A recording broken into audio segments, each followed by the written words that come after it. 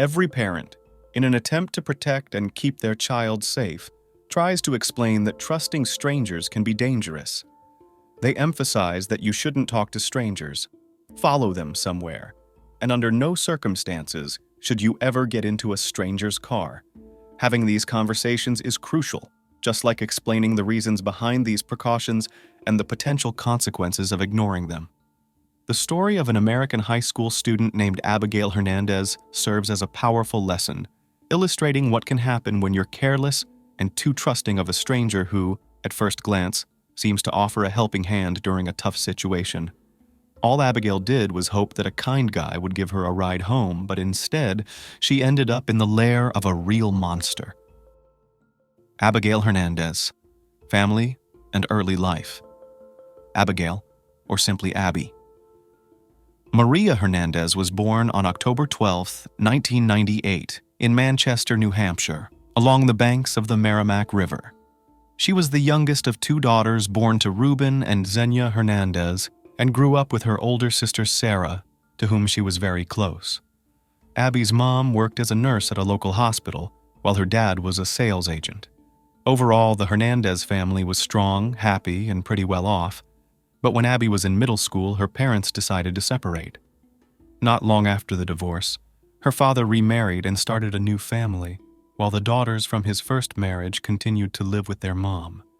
Ruben still supported his older children financially, but their relationship dwindled to little more than birthday and Christmas greetings. From a young age, Abby was an active, curious, and social child. She always had a ton of friends, and she constantly shifted between different hobbies and activities, eager to try everything and be everywhere. Abby played sports, was a talented artist, enjoyed photography, read a lot, and studied foreign languages, which she picked up effortlessly. Around the age of 12, Abby became a member of a local outdoor club, regularly going on camping trips, hiking, and falling in love with the mountains. She also became pretty skilled in wilderness survival, putting those lessons to good use on various adventures.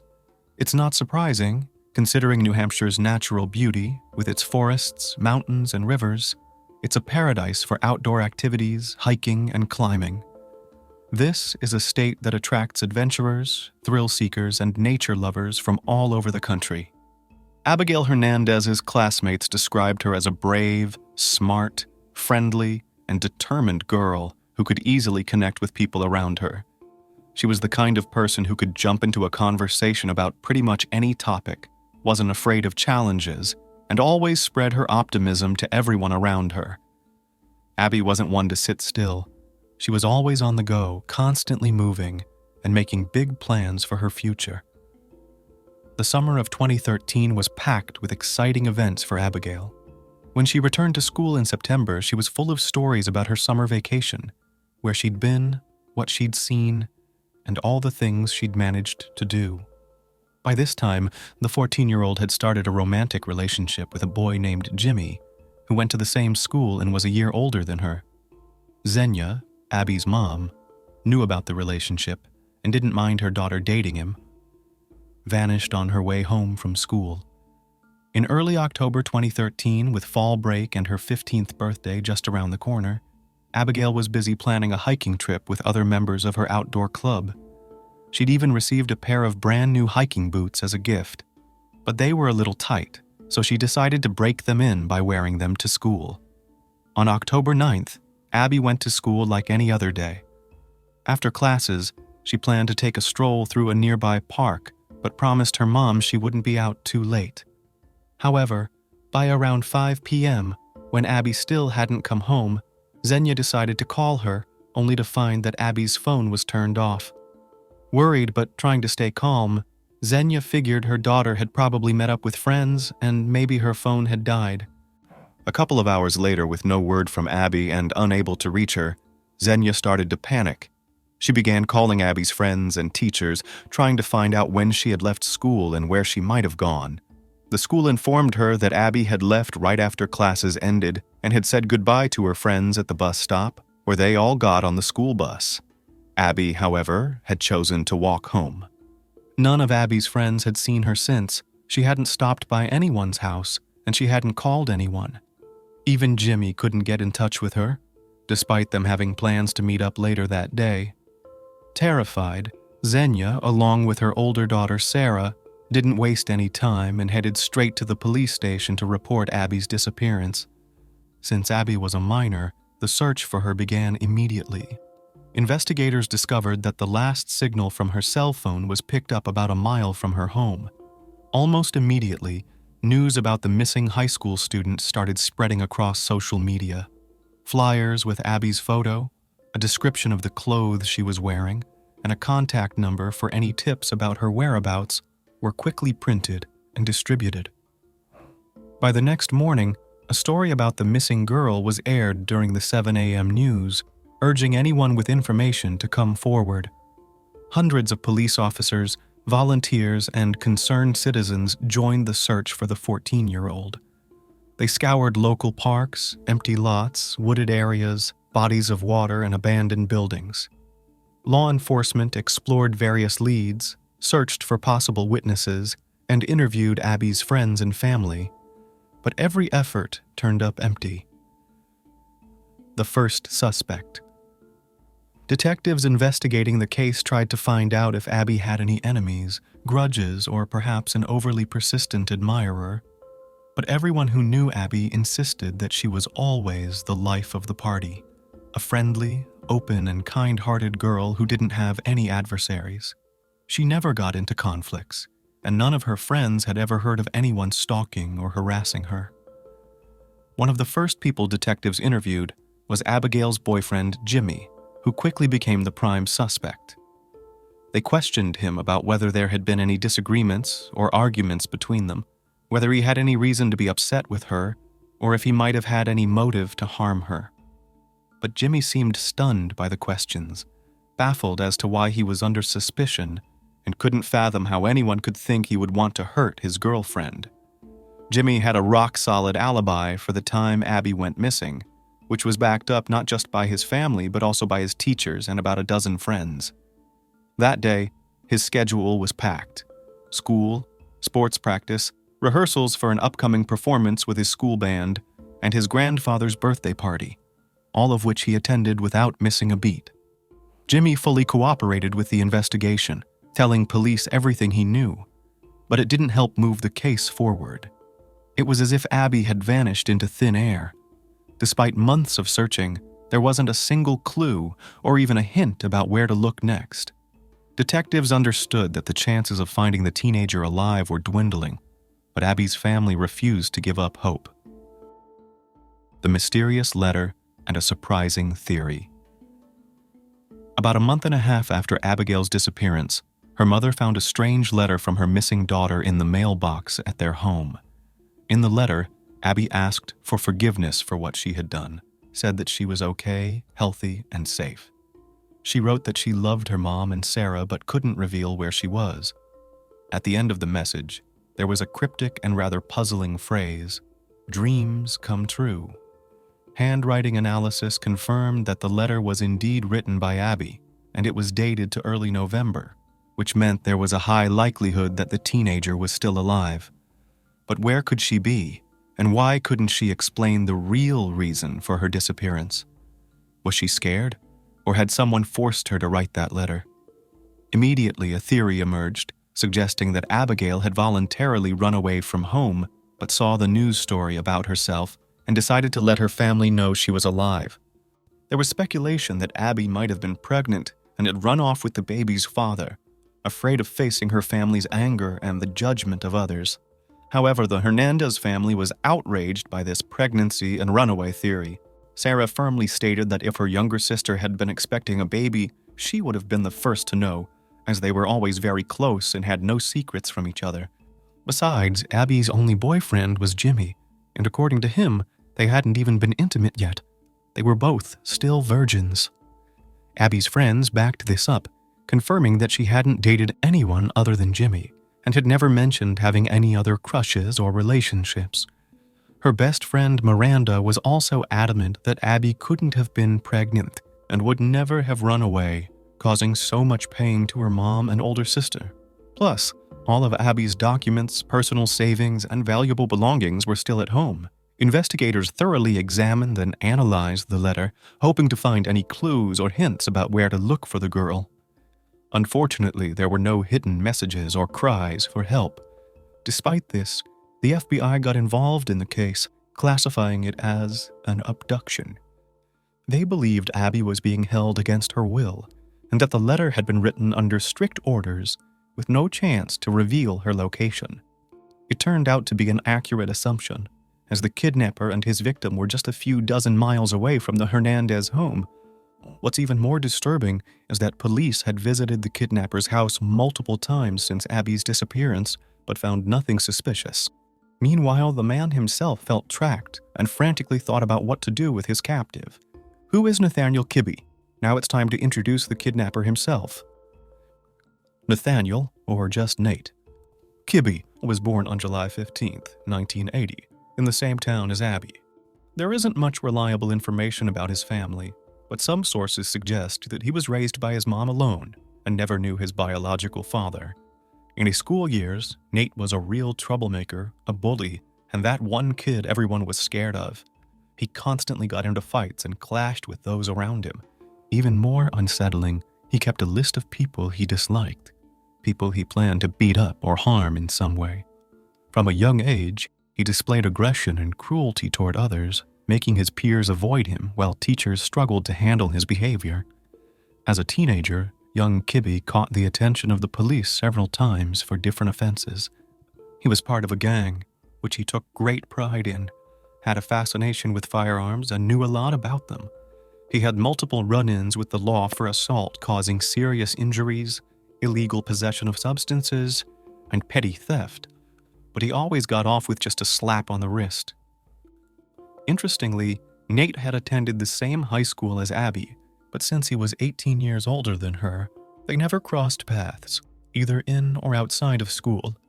After finishing high school, it seemed like Nathaniel decided to turn his life around and leave his criminal activities behind. He got a job at a local business where, in general, his co-workers and management were generally positive about him. But a couple of years later, after a serious conflict, Nate quit, moved to the suburbs, and settled in a trailer park in a far from prosperous neighborhood. Neighbors thought he was strange and tried not to get involved with this irascible and aggressive guy. In 2011, Kibby, who by then was already in his 30s, met and actually cohabited with a young girl. She was from a dysfunctional family, ran away from home, and moved into the adult man's trailer. Remarkably, he didn't even try to hide their close relationship and introduced her as his girlfriend. He got away with all of this and was not punished in any way. In the spring of 2013, Nate attempted kidnapping for the first time, but he luckily failed. He attacked a 15-year-old schoolgirl right at a bus stop near the school and tried to force her into his car. However, she put up fierce resistance, began to break free and call for help. Passers-by ran to the screams, and the attacker promptly left the scene. Surprisingly, despite the testimony of the victim and witnesses, the case was quickly closed, and it never went to trial. For some reason, no one thought this guy could pose a real threat. A kind stranger. Now let's go back to the day Abigail disappeared, October 9th, 2013. As already mentioned, on the eve of her 15th birthday, the girl received a gift of hiking boots that were a little too tight for her. She decided to wear the shoes a little before hiking in the mountains and wore them to school. Toward the end of class, Hernandez realized her mistake, but didn't give up and walked home. It was getting harder and harder to walk, and each step was painful, but there was still a long way to go home. Suddenly, an old pickup truck, driven by Nathaniel, pulled up beside her. The smiling young man offered her a ride to wherever she wanted to go, but she refused. Nevertheless, the stranger did not give up and continued to roll slowly beside the potential future victim. Nate noticed that Abby was limping a bit and asked her what had happened. Abby sighed and admitted that her new boots were too tight and had given her a blister.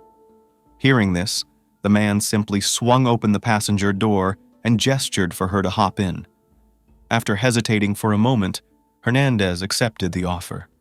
She assumed that this kind, smiling man couldn't possibly be dangerous, but she was terribly wrong. On the way, Kibby started making small talk, trying to put his victim at ease, and he did a pretty good job of it. Abby felt safe, answering his questions and even laughing at his jokes. At one point, the man mentioned that he needed to stop by a hardware store to pick up a few things for a repair job. As they pulled into a dark parking lot, Abigail grew visibly nervous. She told him that her house wasn't far from there and that she could walk the rest of the way. Catching the unsettling look in the driver's eyes, she tried to unbuckle her seatbelt and jump out of the car, but Nate had anticipated her move. In one swift motion, he grabbed her by the clothes with one hand and pulled a gun out of the glove compartment with the other. He pointed it directly at Abby's face and threatened to kill her if she tried to resist. The attacker then tied her hands and feet with zip ties and put a baseball cap on her head in a way that blocked her view, making sure she couldn't see where they were going.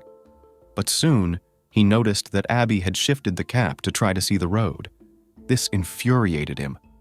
He pulled out a stun gun and shocked her until she lost consciousness.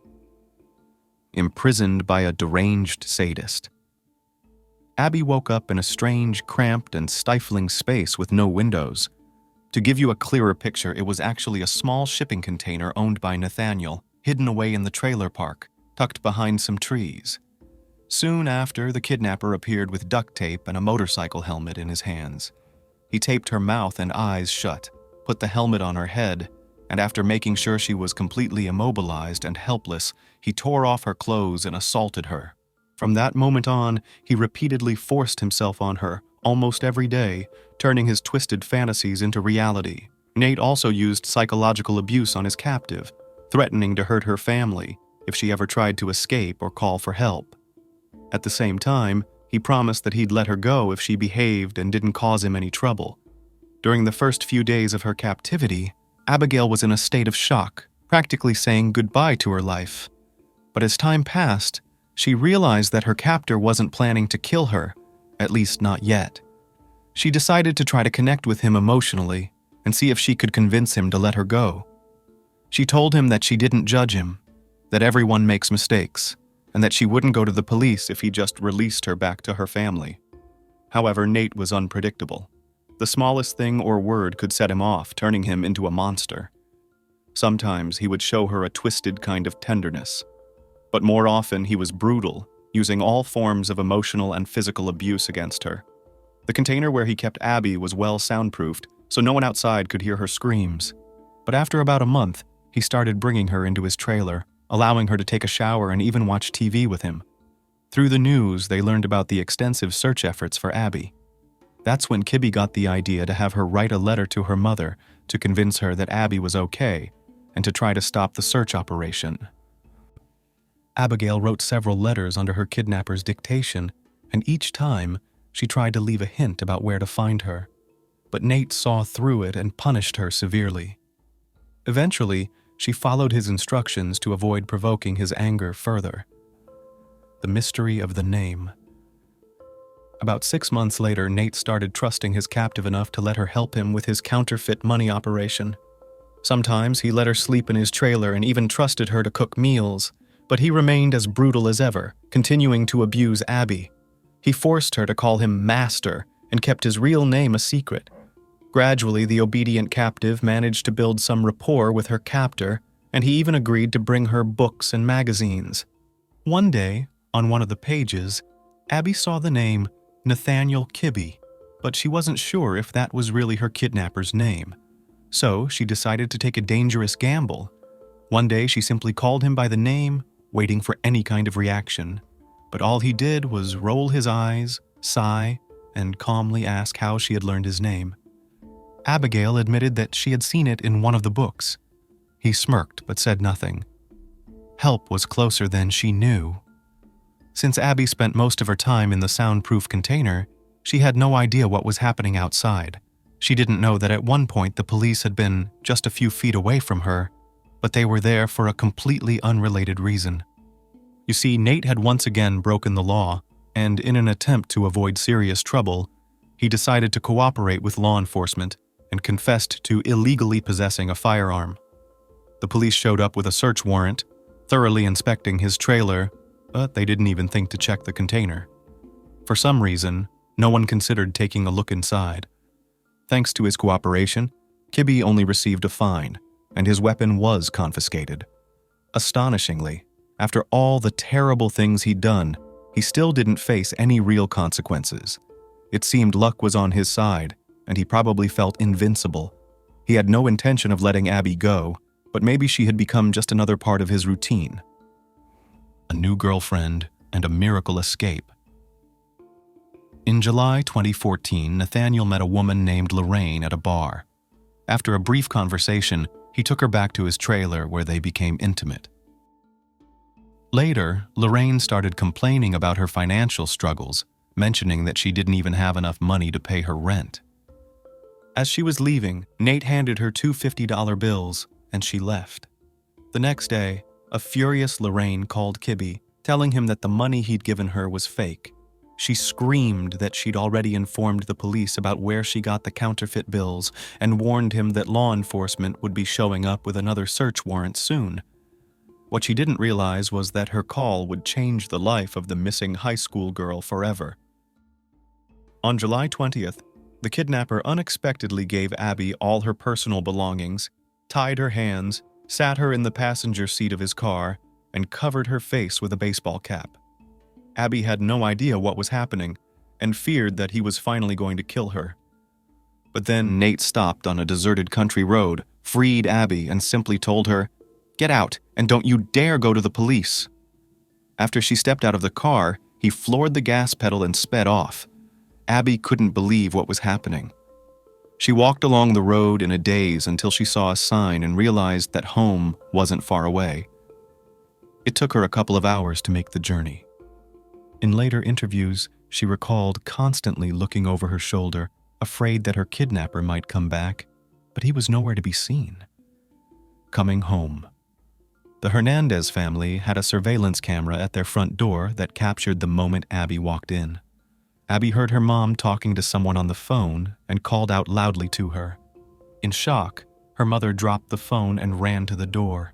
They hugged each other tightly, crying for a long time, unable to believe that the nightmare was finally over and they were together again.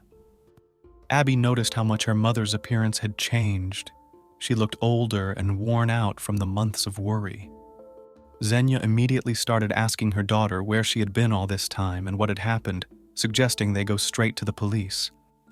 But remembering her captor's threats, Abby decided not to turn him in and lied, saying she didn't know who had taken her or where she had been held. Even at the police station, she refused to reveal his name, afraid that Nate would come after her and her family. Over the next week, Abby wrestled with her thoughts, not sure what to do. Eventually, she decided to tell her mom the truth. Xenia convinced her to go back to the police, arguing that the man who did this needed to be brought to justice. Besides, neither Abby nor her family could truly feel safe while Kibby was still out there. Arrest, trial, and sentencing. On July 27, 2014, Abigail finally gave the police her kidnapper's name, along with the make and license plate of his car. Nate Kibby was arrested the very next day, and to everyone's surprise, he didn't put up any resistance, even though he completely denied being guilty. However, when authorities searched his trailer and the container, which they finally checked, they found overwhelming evidence proving that Abby had been held there for months, enduring abuse and suffering. Investigators discovered her hair, blood, sweat, and even broken fingernails. Despite the fact that Nate's guilt was beyond doubt, his lawyer filed a motion in August to have him released on bail. Shockingly, the judge approved this request, causing public outrage and disbelief.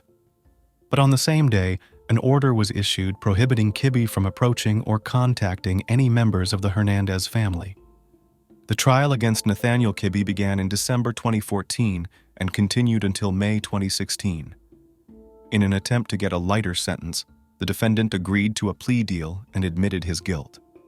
For his crimes, he was sentenced to 90 years in prison, with the possibility of parole no sooner than after 45 years. Abigail spoke in court, saying that she forgave her captor and added that because of him, she learned to appreciate her life and every moment spent with her loved ones even more. Her mother also took the stand, stating that while she hated Kibby with all her heart, She was still grateful that he had spared her daughter's life and allowed her to come home. Think about what you really know about abusive relationships, especially if you grew up in a loving home where your parents never raised their voices. Chances are, your understanding comes from things you've read online or heard in conversations with friends or coworkers. But abuse is a lot more than what you might think. It's all about controlling and restricting another person. Today, we're going to focus on one of the most brutal forms of aggression, and we'll keep coming back to it throughout this discussion: the restriction of personal freedom. Abusive people often feel entitled to control every aspect of their partner's life: who they talk to, who their friends are, where they go, what they wear, and what time they come home. Sounds awful, right? But what's even worse is that these people think they're being generous. In their minds, they're giving freedom by allowing their partner to do things that, in a healthy relationship, wouldn't even be up for debate. Our heroine refused to live by the rules that were forced on her, and it cost her her life. So, let's start the story and figure out if there really was abuse in this family, or if the public just wanted to paint the husband as an abuser to hold him accountable for his wife's murder. Cary, North Carolina, is the perfect town for quiet family life. It's so safe that after living there for years, people stop locking their cars or even the front doors of their homes. There's no crime or racial tension, great schools, open roads, and friendly, smiling neighbors. This is the town the Coopers chose to start their family and build a happy life. Brad and Nancy Cooper seemed to live the perfect life outside their home. Brad was a smart, successful IT engineer. Nancy was athletic, beautiful, fun, and the best mom to their 2 young daughters. They led a calm, quiet life. Brad worked, and Nancy took care of the house and the girls. Nancy, a former competitive runner, made sure she stayed in shape and took great care of herself. July 12th, 2008, started out like any other day. Nancy went out for her morning run, but she never came back. What happened next is disturbing, complicated, and will leave you wondering what really happened. The story is so tragic that all it left Nancy and Brad's family with were questions and a small hope for justice. That afternoon, Jessica Adam called emergency services to report her close friend Nancy Cooper missing. Her voice shaking, Jessica told the dispatcher that Nancy had gone for a run at 7 a.m. but hadn't returned home. The 2 friends had plans to meet, but Nancy never showed. Even worse, Jessica had tried to reach her for hours, but neither Nancy's cell phone nor her home phone answered. Brad was at work and didn't take his wife's disappearance too seriously. He assumed Nancy had just taken a longer walk than usual and would be back soon. But even by evening, she still hadn't returned. To understand where Nancy might have gone, let's take a closer look at the history of the Cooper family, and maybe some answers will emerge on their own. In the 1960s, University of British Columbia graduate Harry Renz and Donna Audrey decided to make their relationship official by getting married. Over the next few years, they had 4 children, a son named Jeff and 3 daughters, Krista, Jill, and Nancy. Living in Edmonton, they raised their children in a loving, supportive home. In 1988, Harry and Donna started an employment agency that helped people in Alberta, Canada, with life management, job training, and employment services. Nancy Renz was born on October 25, 1973, as an identical twin to her sister Krista. Nancy met Brad Cooper in Calgary in 1998 when she was just 24 years old. Tall and dark-haired, Brad immediately caught Nancy's eye, but it wasn't just his looks that won her over. It was his calm, steady personality. He was reliable, like a rock. Nancy fell in love. The feeling was mutual. Nancy was also tall, blonde, fit, and had a quiet charisma that stirred something in Brad's heart. Their relationship moved quickly, and when Brad got a prestigious job offer from Cisco Systems in Raleigh, North Carolina, he wanted Nancy to move there with him. To make the immigration process to the U.S. smoother and to stay together, Brad and Nancy got married in the fall of 2000. At first, it might seem like they got married for immigration reasons so Nancy could move with Brad, but the couple had already been planning a wedding for the fall of 2002. After they moved to North Carolina, Brad started building his career at one of the largest companies, while Nancy was forced into the role of a stay-at-home mom. Brad's career took off. At Cisco Systems, he became a specialist in combining internet technologies and phones, working as a VoIP engineer and architect. Brad was one of just 152 experts in networking technology. The family lived comfortably. Each of them had their own BMW in the driveway, but Nancy became a prisoner in her own home. To be in the U.S. as a Canadian citizen, you can visit, but you can't work without a permit. Over the next few years, the couple had two beautiful daughters, Bella in 2004 and Katie in 2006. Neighbors said Nancy was a loving and hands-on mom who spent lots of time playing with her kids at the playground. But she didn't have a job, and she really couldn't, since she didn't have a U.S. work permit. Sure, she was still a Canadian citizen, and she could have found some under-the-table job to earn a little cash, but Nancy dreamed of having a career and being more than just a wife and mom. Now, let's talk about Brad. Bradley Graham Cooper was born in the early 1970s in Medicine Hat, Alberta. After high school, he earned a Bachelor of Science degree in computer science from the University of Calgary. After graduating, he landed a job at Trans-Canada Pipelines as a network engineer. In 1998, he crossed paths with Nancy Renz, and sparks flew instantly. Over time, he grew close not only to Nancy, but also to her family, including her parents, impressing them with his tech skills by helping with their computers and joining in all the family events.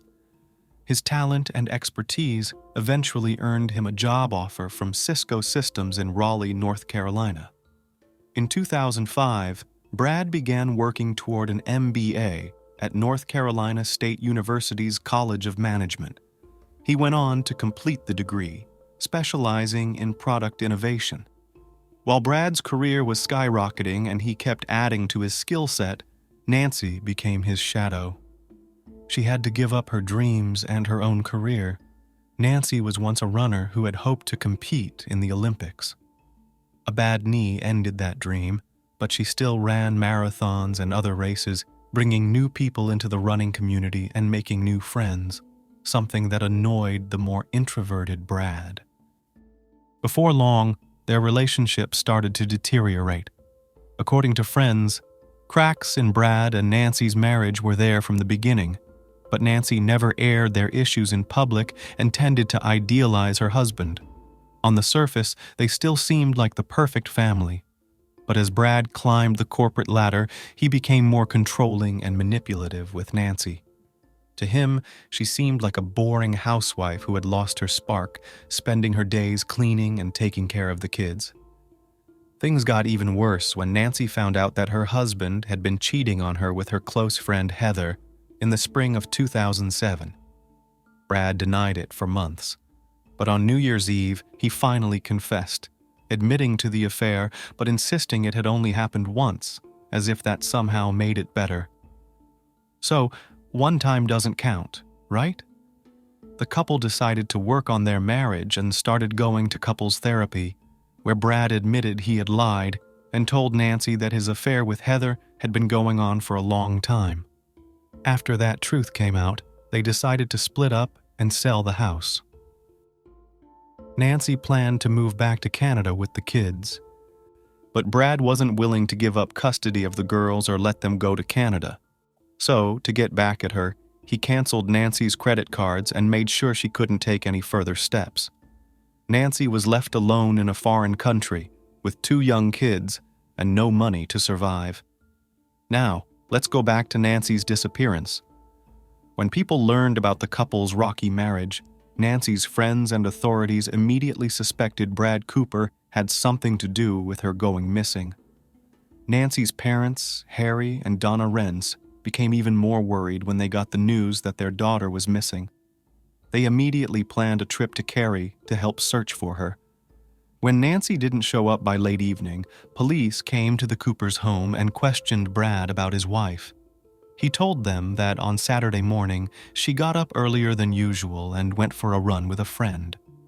Brad also mentioned that Nancy never took her cell phone or keys with her. He said she also skipped her usual routine of driving to a coffee shop to meet her running partner. This experienced runner, who had been training for a half marathon, apparently changed her route that day and didn't run on one of her usual trails. The police listened to Brad's story, but they were clearly surprised, since no one other than Brad had seen Nancy that day. The cops needed solid proof to back up Brad's claim that she left the house at 7 a.m. Where were the witnesses, besides her husband, who saw her leaving, getting into a car, or even just walking down the street that Saturday morning? There weren't any. No one had seen Nancy since Friday night when she spent time at a friend's house across the street. Brad claimed she had plans to meet a friend later that day, which was actually her usual running partner. A search party was organized to find the missing runner. Could she have run away to escape her troubled marriage? Not without her kids, her friends would have said. After several days of intense searching, Nancy Cooper's body was found about 3 miles from her home, off her regular running route. A man walking his dog discovered her lying face down in a drainage ditch. He saw her body in a stormwater drain. She was wearing only a sports bra, and there was a single diamond earring in one of her ears. The medical examiner determined that the cause of death was strangulation, and her hyoid bone was broken. There were no other injuries or signs of sexual assault on her body, but every murder has a motive, and the police needed to find it. Once Nancy's body was found, many people immediately pointed the finger at Brad. He was the most obvious suspect. Shortly after, Cary investigators confirmed her death was a homicide. Police searched the couple's home and seized several items as part of the investigation. They reported that Nancy Cooper's phone and keys were found inside the house, though her friends told the police she always took them with her. When police interviewed Brad Cooper on the day his wife went missing, they noticed some small red marks and scratches on the back of his neck. This was noted in the police report, but no official explanation was given. It also became clear that no one other than Brad Cooper had seen Nancy after she left the Friday night party at a neighbor's house, which she attended alone. Although a friend did speak with her on the phone at 10:30 p.m. that same night, no one saw her after that. Investigators kept searching for evidence related to Nancy Cooper's death and worked quickly to identify their prime suspect. And it didn't take long for them to find one. The relationship between the couple caught the investigators' attention, and more importantly, Brad was the last person to see Nancy alive. In homicide investigations, the husband is usually the first person they rule out before they can move on to other suspects. The evidence led the police to issue overnight warrants to search the Coopers' home, their 2 cars, and Brad Cooper himself. It was clear the police were in a hurry to treat the family home and the cars as potential crime scenes. They used luminol to check for bloodstains and searched for other evidence in the house or one of the cars. They also collected Brad's hair, fingerprints, and DNA for comparison with evidence they might find at the crime scene or where the body was found. They also planned to inspect and photograph any cuts, scratches, or other marks on Brad's hands and body. Remember, the Coopers were married, lived in the same house, and often shared a car, so any physical evidence connected to the crime would first need to be explained in the context of normal family life. And some odd details did come to light. Investigators found out that on the day Nancy disappeared, Brad had spent the morning doing laundry, vacuuming, and mopping the floors. He didn't deny that he had bought bleach and other cleaning supplies the day before. The police found it unusual that he was deep cleaning the house on the very morning his wife went missing. Of course, we don't know if Brad Cooper actually bought the bleach with any sinister intent. The police did take several boxes and bags of potential evidence from the Cooper home, all of which needed to be processed to see if they had any connection to Nancy's death. The information Brad Cooper provided about the extensive cleaning of the residence doesn't match up with what we learned from interviews with people who knew Brad and Nancy during their marriage, the police stated in written testimony. The police also reported that Brad had cleaned the trunk of his wife's car but not the interior. Brad claimed he had spilled gasoline in the trunk, but the police didn't detect the smell of either gas or cleaning fluid. Prosecutors stated that at the time of Nancy Cooper's death, the couple, both Canadian citizens, were in the process of separating, with plans for Nancy to return to Canada with their kids. However, in April 2008, Brad changed his mind, removed Nancy's name from their bank accounts and credit cards, and took the kids' passports to prevent her from leaving. As part of the investigation, Brad's computer was searched for documents that might contain information on how to kill someone or dispose of a body. Detective Adam Dismukes said during cross-examination that certain areas of the couple's home, including the front hallway, suggested a possible struggle when Nancy returned home from the neighbor's party. As they reviewed dozens of photos taken at the Cooper house, while the case was still being treated as a missing persons investigation, Brad's lawyer, Howard Kurtz, questioned Detective Dismukes, trying to argue that the evidence didn't point to Brad's guilt. The photos showed that some things had been moved or changed between the afternoon of July 11, 2008, when Nancy was home, and the next day.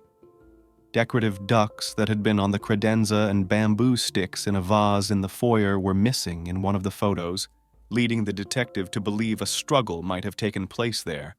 But Howard Kurtz argued that other items in the hallway weren't disturbed, including a lamp. He pointed out that there were no scuff marks on the floor and that the police never searched for the missing items. Other things in the house, Kurtz said, also remained untouched, like a glass coffee table and a lamp in the living room, as well as a computer in the home office. During a later interview, according to Dismukes, Brad Cooper said he felt the investigators already saw him as a suspect when the police searched their home. Based on police testimony, Brad Cooper strangled his wife in their Cary home and dumped her body a few miles away. "I believe Nancy Cooper came home early on the morning of July 12th, and Mr. Cooper killed her," said Detective Adam Dismukes. After gathering enough evidence, 37-year-old Brad Cooper was arrested in October 2008, more than 3 months after his wife Nancy Cooper was found dead 3 miles from their home in Cary. However, his trial didn't start until over 2 years later, in March 2011. During the 36-day trial, both the prosecution and defense presented their cases to the jury. Even though Brad maintained his innocence, the jury found him guilty of first-degree murder, and he was sentenced to life in prison. The evidence presented during the trial suggested that Brad had been having an affair and was becoming increasingly controlling and abusive toward his wife. The prosecution argued that he killed Nancy to get rid of her and continue his affair. Brad eventually cut Nancy off from their joint bank accounts, and she had told people she wanted to return to Canada with their 2 kids. According to jury foreman Andy Gilbert, the jurors came into the trial with an open mind. Brad Cooper was innocent until proven guilty. In particular, the testimony of 2 FBI agents revealed internet searches on Brad's laptop, including maps of the area where Nancy's body was found.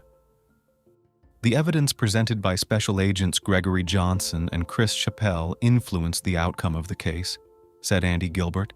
It made a lot of the other circumstantial evidence more relevant and credible. Brad had initially agreed to the divorce and splitting up their assets, but he changed his mind when he realized how expensive it would be. Defense lawyers argued that the couple had financial troubles, and Brad took such steps to protect them from financial ruin. They also claimed he had changed his mind about Canada because he realized he wouldn't be able to see his kids as often as he wanted. In 2011, Brad pled not guilty, but was convicted after the jury reviewed the evidence.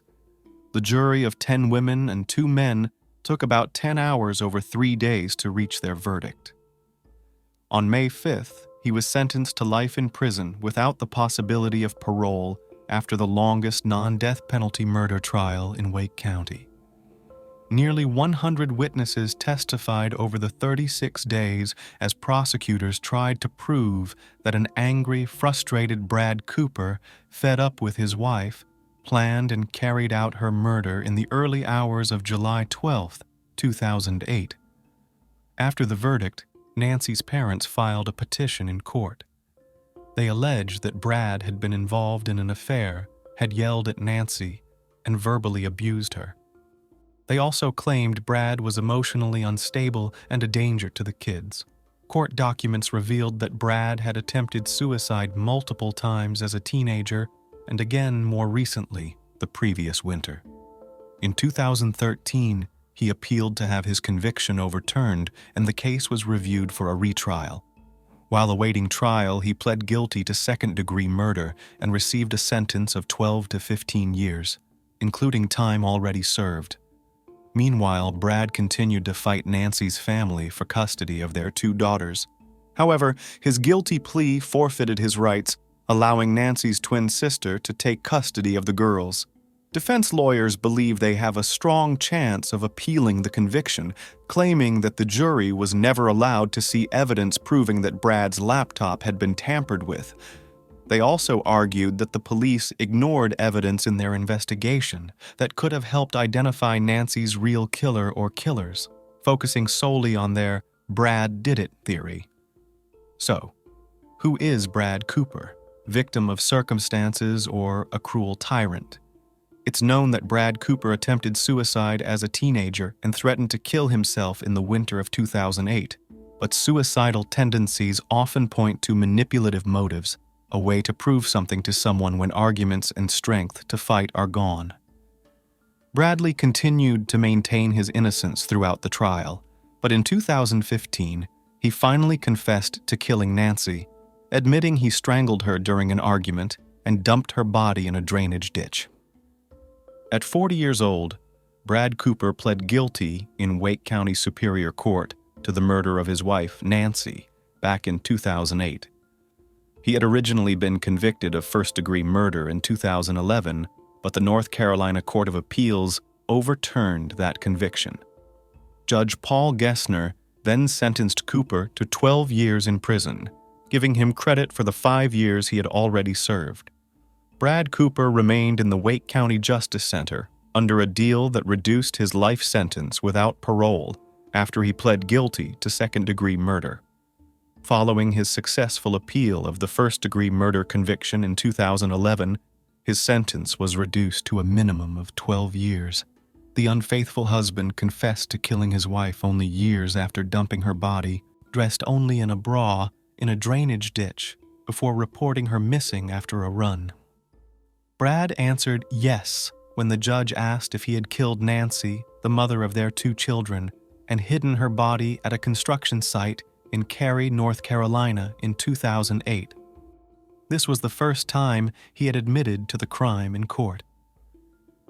According to prosecutors, Brad, now in his 50s, was having affairs with several women, including a neighbor, while his wife was trying to end the marriage and move back to Canada. As part of the agreement, Cooper also gave up his parental rights to their daughters, Katie, now 8, and Bella, now 10, allowing them to be adopted by Nancy's twin sister, Krista Lister. After the hearing, Nancy's father, Harry Renz, said, "When we started this process many years ago, I said I wanted the person responsible for this crime to come forward, admit guilt, and acknowledge their actions. Finally, that's happened." Nancy was a 34-year-old athlete and mother of 2 young girls. She was in a troubled marriage and had asked her husband to move out and let her leave their home, but he refused and dealt with it in his own way. After serving his 12-year sentence, Bradley Graham Cooper was released from the Mountain View Correctional Institution in Spruce Pine, North Carolina, on November 23, 2020. Immediately upon release, he was taken into custody by U.S. Immigration and Customs Enforcement to begin the process of deporting him back to Canada. As of now, he reportedly lives in Canada but has no rights to contact either of his daughters. These days, it seems he prefers to stay under the radar and avoid public attention. People in Brad Cooper's position need to learn how to meet their needs in relationships honestly, how to compromise, communicate, and listen, and how to build connections where they're also heard and understood. It's harder than getting your way through manipulation, but it's far more productive and offers a real chance for closeness, self-awareness, and freedom from the crushing weight of loneliness. Nancy's murder is a case of domestic violence at its worst, and I urge anyone in a difficult relationship right now to take the steps necessary to ensure their safety. Don't wait, and don't think it couldn't happen to you. A lot of people enjoy traveling solo without worrying that something bad could happen. The main perks are the total freedom to do whatever you want, the ability to quickly adjust plans, and the rare chance to spend time alone with your own thoughts and feelings. However, alongside these benefits, there are also plenty of risks, especially for women who decide to take solo trips. The tragic story of Maria Luisa Cedeño, which happened in 2020 in Costa Rica, shocked the entire country and later made headlines internationally. The case drew widespread attention because it occurred at an expensive hotel in a popular resort area, and the victim was a well-known doctor who headed the anesthesiology department at one of the country's largest medical centers. Who was Maria Luisa Cedeño? Maria Luisa Cedeño was born on May 29, 1977, in La Fortuna, San Carlos, in the province of Alajuela, Costa Rica. She was the youngest of 5 children in a modest family. Her relatives were all simple workers with no education beyond what they got in school. From a young age, Maria Luisa was ambitious and very determined. She wanted to help others and dreamed of becoming a doctor, promising herself she'd be the first in her family to get a college degree. In school, her favorite subjects were chemistry and biology, and after graduating in 1994, she was accepted into the medical school at the most prestigious university in the country, located in San Jose. As a student, Maria Luisa moved to the capital and stayed there for the rest of her life, though she kept close ties with her family, regularly visiting and staying in touch with them. In 2000, after completing her degree, she started working as an anesthesiologist at one of the largest medical centers in the capital. She quickly advanced in her career, constantly learning and improving her skills. By 2015, Cedeño had become the head of the anesthesiology and recovery therapy department. She was loved and respected by her colleagues and became quite a prominent doctor, though she achieved all this by sacrificing her personal life. For a long time, Maria Luisa was alone and completely devoted to her work. In 2017, when she was 40, she started a romantic relationship with a doctor from the same hospital, although he worked in a different department. She believed he was the love of her life, someone she could build a strong and happy family with. However, at the beginning of 2020, the couple broke up because he started seeing a younger colleague. For Maria Luisa, the breakup was a devastating blow. She fell into a deep depression and buried herself in work for months, barely noticing anything around her. Her only comfort was her little dog, Mofalti, who she treated like her child. The last vacation. In July 2020, Maria Luisa decided she desperately needed a break and a change of scenery before she lost her mind. At the time, the COVID-19 pandemic was spreading worldwide, and various restrictions were in place to slow the virus. She chose to head to the coast and stay at a small but cozy hotel called Le Mansion Inn, located in the scenic Punta Arenas. This resort is usually popular with tourists from all over the world. But with the pandemic and strict lockdowns, it was almost deserted. At the hotel where she checked in, only a few rooms were occupied. However, the peace and quiet were exactly what she was looking for. Maria Luisa planned to spend the weekend there and head home on Monday. She brought along her beloved dog, Mofalti. She stayed in a ground-floor room that had a second door leading to a private courtyard.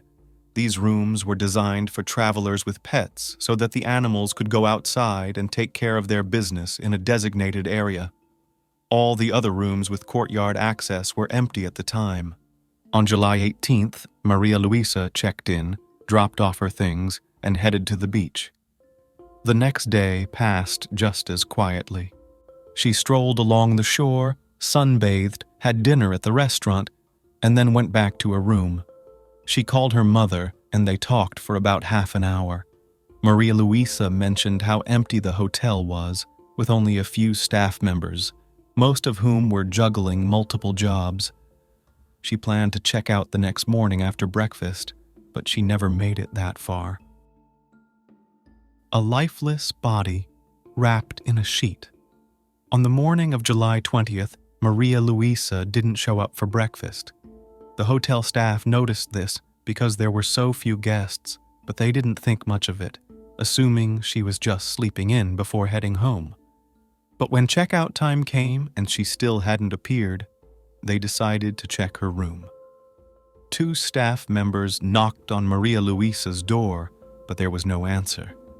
They could hear her dog barking inside, so they knew she had to be there. They kept knocking and calling her name, but the only response was the barking. So they went around to the courtyard to see if they could reach her that way. The second door was unlocked, and the staff decided to enter to make sure everything was okay. As soon as they stepped inside, they noticed brownish stains on the floor that looked like dried blood, and on the bed, they found a body wrapped in a sheet. The hotel staff immediately called emergency services and informed the management. Unfortunately, the paramedics could only confirm that Maria Luisa was dead. She had been killed several hours before her body was found. Everything about the scene was strange, from the condition of the room to the circumstances of her death. The investigation begins.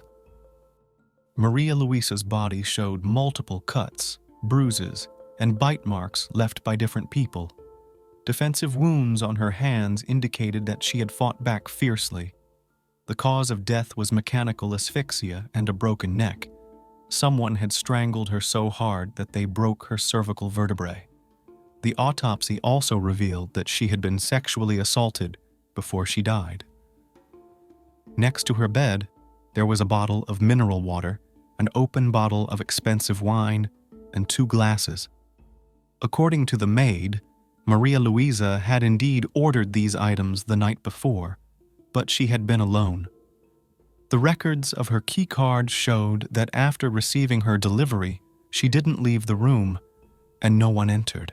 However, the glass door to the courtyard didn't require a key, so the attacker could have gotten in that way. The hotel had plenty of security cameras, which might have shed some light on what happened. But it turned out none of them had been working for months. The administration claimed that due to the pandemic and the drop in guests, they had cut costs by shutting off the cameras. Forensic experts tested the bite marks on Maria Luisa's body for DNA, hoping to find the killer's saliva, but the results were shocking. The saliva found in the wounds was her own. Because the bite marks were on her face, neck, and chest, where she could not physically reach, investigators concluded that the perpetrator intentionally stained the wounds with her saliva to cover his tracks. Another surprising detail came from the pathologist, who reported that her body had been thoroughly washed after death. This meant that after she was attacked, tortured, and strangled, the perpetrator or perpetrators took her body to the bathroom, washed her, then laid her on the bed, stained the bite marks with her saliva, and wrapped her in a sheet.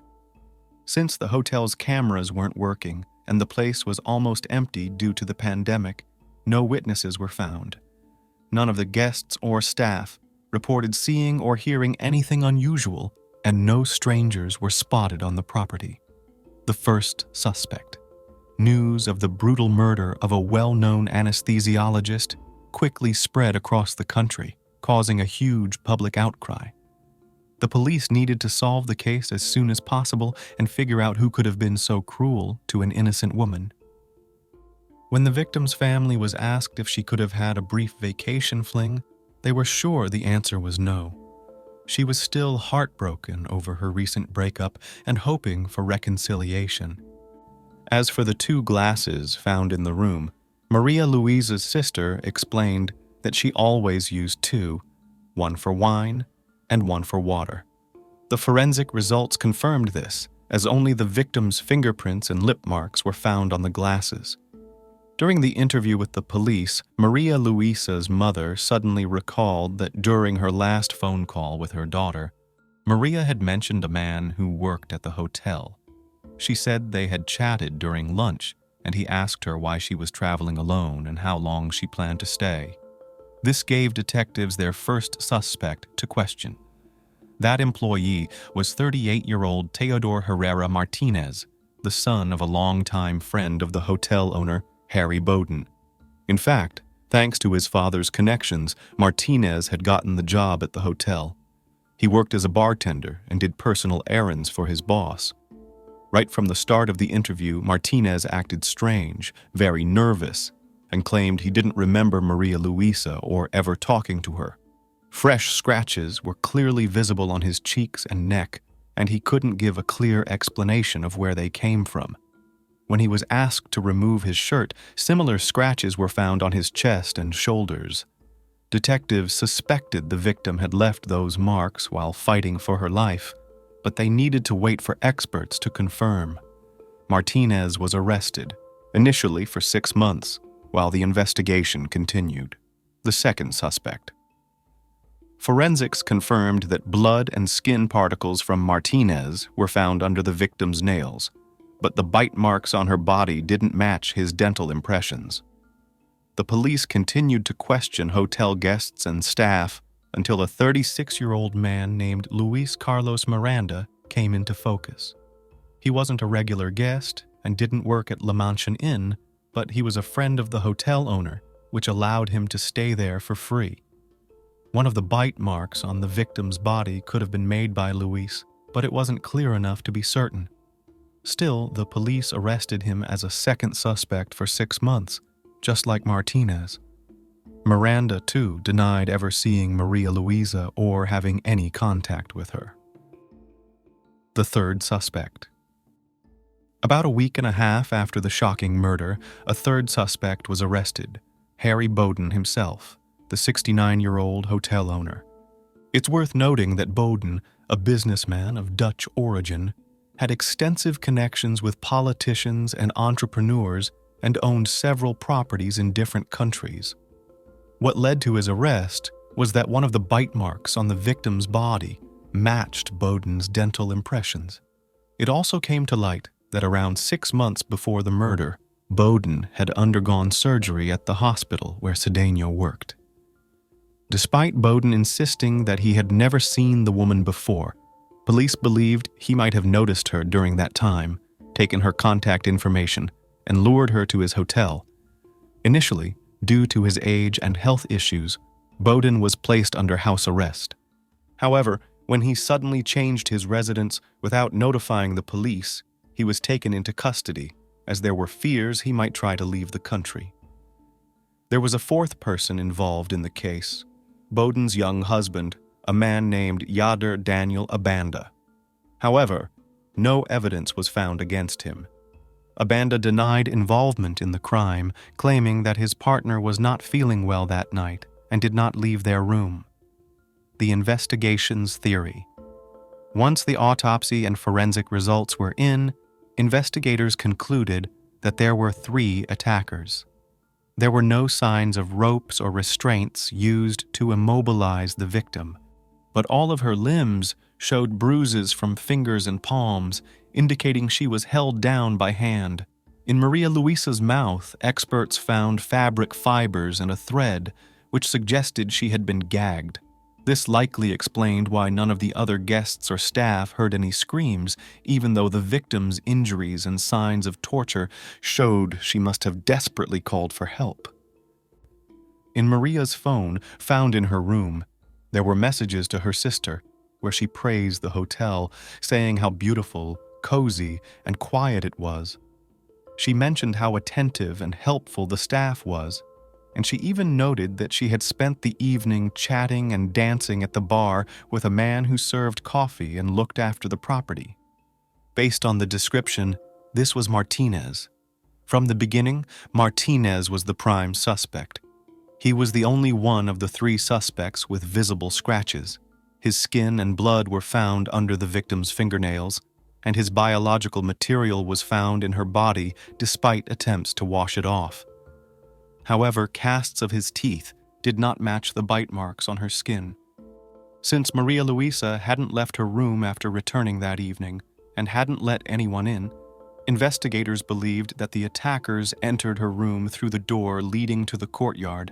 She might have left it unlocked so her dog could go out, and since the neighboring rooms were empty, no one would have noticed. The attackers likely moved quickly. Once inside, they knocked Maria unconscious with a blow to the head, gagged her, and then tortured and assaulted her for several hours. When they were done, they strangled her so violently with their bare hands that they broke her neck. Afterward, they washed her body in the bathroom, placed it on the bed, and wrapped it in a sheet, contaminating the bite marks with her own saliva. The trial. All 3 suspects denied any involvement in the crime, each claiming they were asleep in their rooms that night. But there were no witnesses to confirm their alibis except for the hotel owner's husband, whose testimony was questionable from the start. However, strange text messages were found on the suspects' phones. In them, they shared disturbing intimate fantasies, and the day before the crime, they talked about a guest who was alone. The public trial didn't begin until September 2022, more than 2 years after the murder. 71-year-old Harry Bowden appeared in court in a wheelchair as his knee problems had worsened, making it difficult for him to walk. Right away, the prosecution faced challenges in proving the involvement of Bowden and Miranda. The evidence against them was mostly circumstantial. Text messages on their phones and dental impressions, which the defense argued should be dismissed because the bite marks weren't a perfect match with their dental records. The expert who was supposed to testify about the bite marks on the victim had been hired by Bowden's lawyer. This orthodontist flew in from Madrid and claimed that the marks found on the victim's skin weren't strong enough evidence and couldn't definitively link the suspects to the crime. The day after his testimony, the expert returned to Spain, but the prosecution questioned his credibility. A follow-up investigation revealed that this individual wasn't properly accredited and was only a so-called expert by name. His testimony was thrown out, but the prosecution still struggled to prove the connection between the 2 main suspects and the bite marks. The prosecution argued that a crime this brutal and calculated couldn't have been committed by just one person. They believed at least 3 people were involved in the assault and murder. The defense, however, challenged this, pointing out that one strong man could have carried out the crime alone. The verdict. The only undeniable evidence was against Teodor Herrera Martinez. In addition to his semen being found inside the victim and his skin particles under her nails, investigators also found Maria Luisa's blood on both the outside and inside of his shoes, with the shoe prints matching those found at the threshold of her room and near the bed. As a result, Martinez was found guilty on all charges and sentenced to 50 years in prison, with no possibility of parole. Given that he was 40 years old at the time of sentencing, this was effectively a life sentence. Martinez admitted that he had been intimate with the victim that night, but claimed it was consensual and insisted that someone else must have killed her after he left. Since there was no solid evidence against Bowden and Miranda, aside from the bite marks and text messages, Their involvement couldn't be proven. Both men were acquitted and released in March 2023. However, in September of that same year, an appeals court reviewed a complaint filed by the victim's family and ordered the case to be reopened. By that time, though, both Bowden and Miranda had long since left Costa Rica. They fled the country as soon as they were released from court. Currently, they are living in the Netherlands, and even if the new trial finds them guilty, they won't face any punishment. This is because there is no extradition agreement between the Netherlands and Costa Rica, despite the severity of the crime. Sometimes the search for paradise on Earth can lead one straight into a real-life hell from which escape is impossible. However, it's only fair to note that a significant factor in this journey is who accompanies you in search of this paradise. Choosing a companion should always be done with the utmost care and caution, yet sometimes even the person who seems closest and dearest can turn into a true, merciless monster. The tale of Ivon Baldelli and Brian Brimager began like something out of a fairy tale. Ivon thought she had found true love, for which she was ready to run to the ends of the earth. However, from the very beginning, her relationship raised concerns among Ivon's family, who disapproved of her partner. Unfortunately, the family's worries were not unfounded. This complex case started in 2011, when a happy and in-love Ivon left with her beloved for a tropical island. As it turned out, she was heading straight towards her own demise. Only several years later, disfigured fragments of her body were discovered in a swamp, bagged alongside the remains of her cherished pets. Ivon's family exerted considerable effort to achieve justice, efforts that cost another family member their life. Who was Ivon Baldelli? Ivon Olivia Baldelli, née Fold, was born on June 30th, 1969, in a small town in the southern part of sunny California.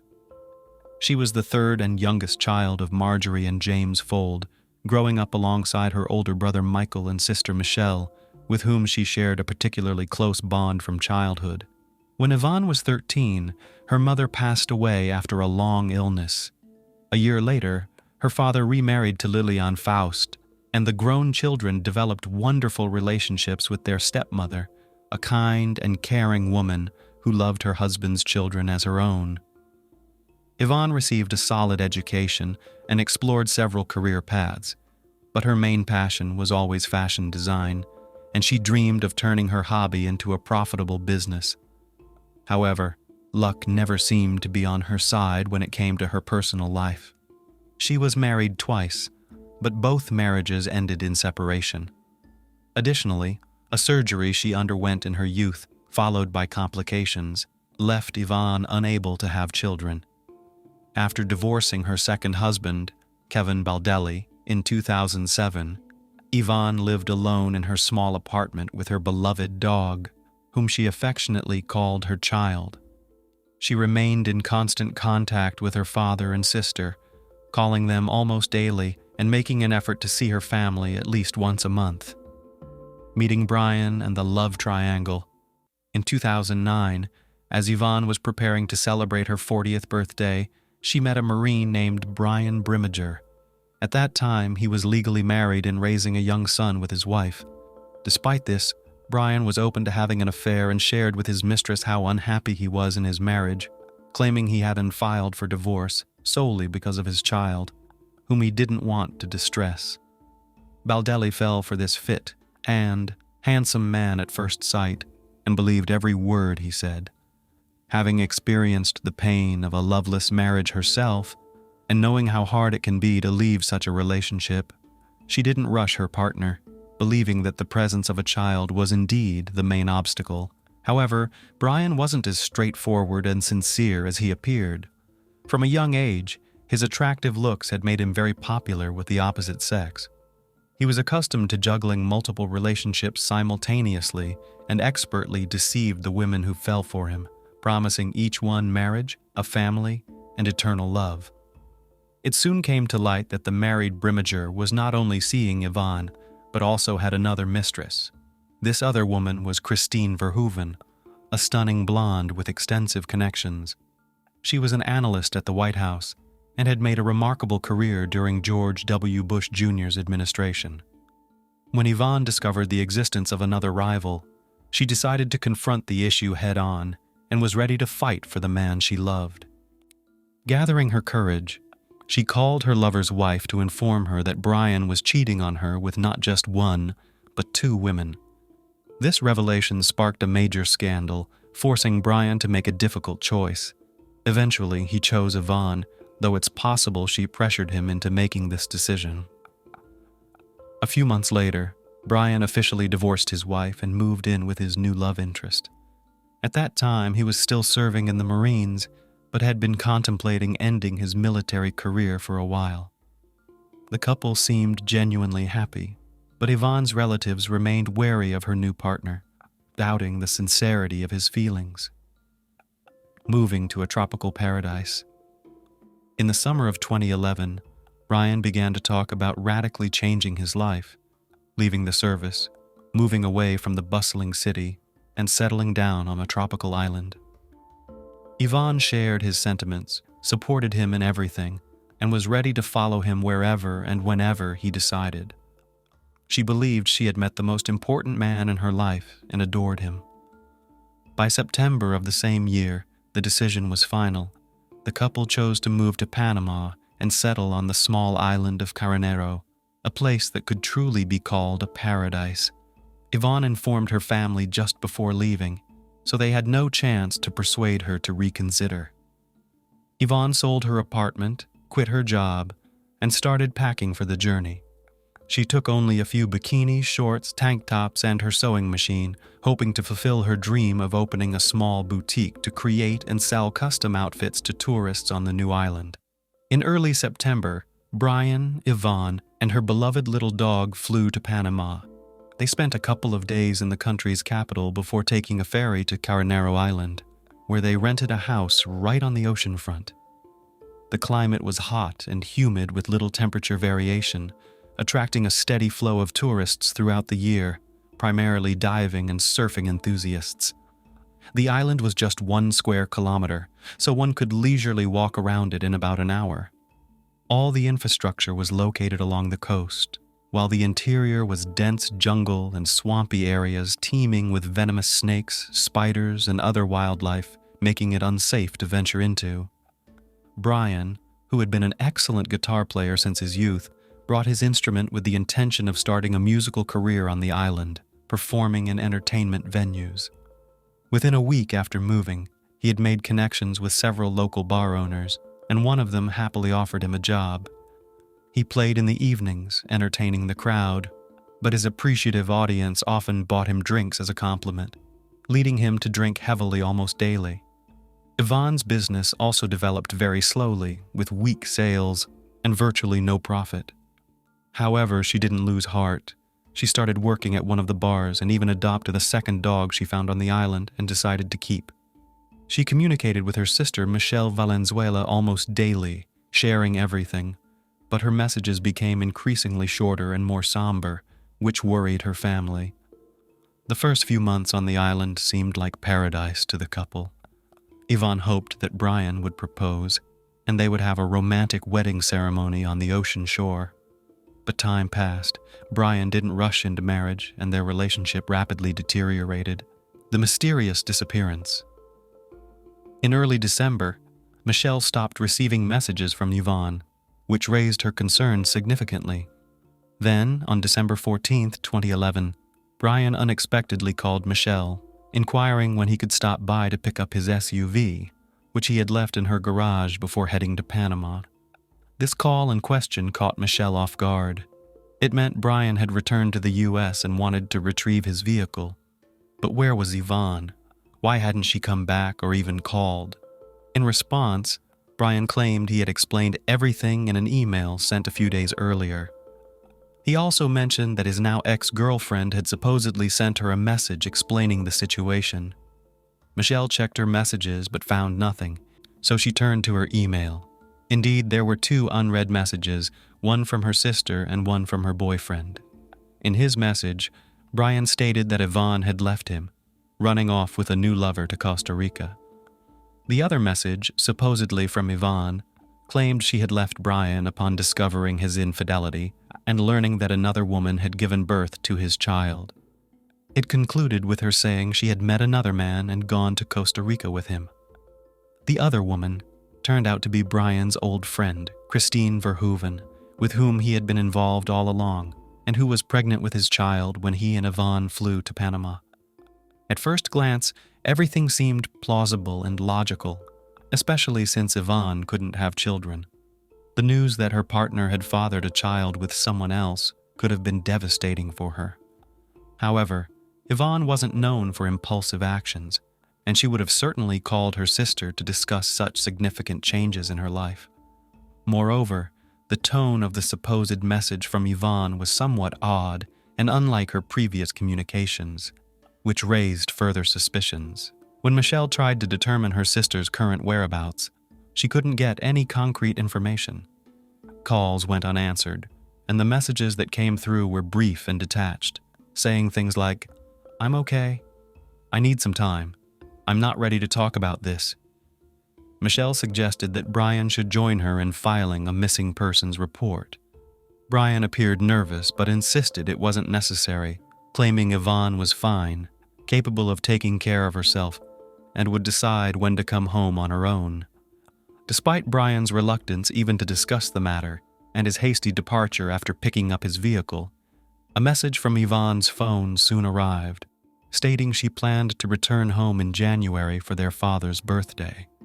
This message provided Michelle with some relief, and she decided to wait a few more weeks, hoping Ivon would return as indicated in the message. Search efforts and surprising discoveries. By mid-January, not only had Ivon not returned home, but she also hadn't called even once during that time, and her messages had completely stopped. Moreover, Michelle was shocked to learn that Brian had gotten married to the mother of his child, Christine Verhoeven, right before the new year, which seemed very odd since he had parted ways with his former girlfriend just a few weeks before the celebration.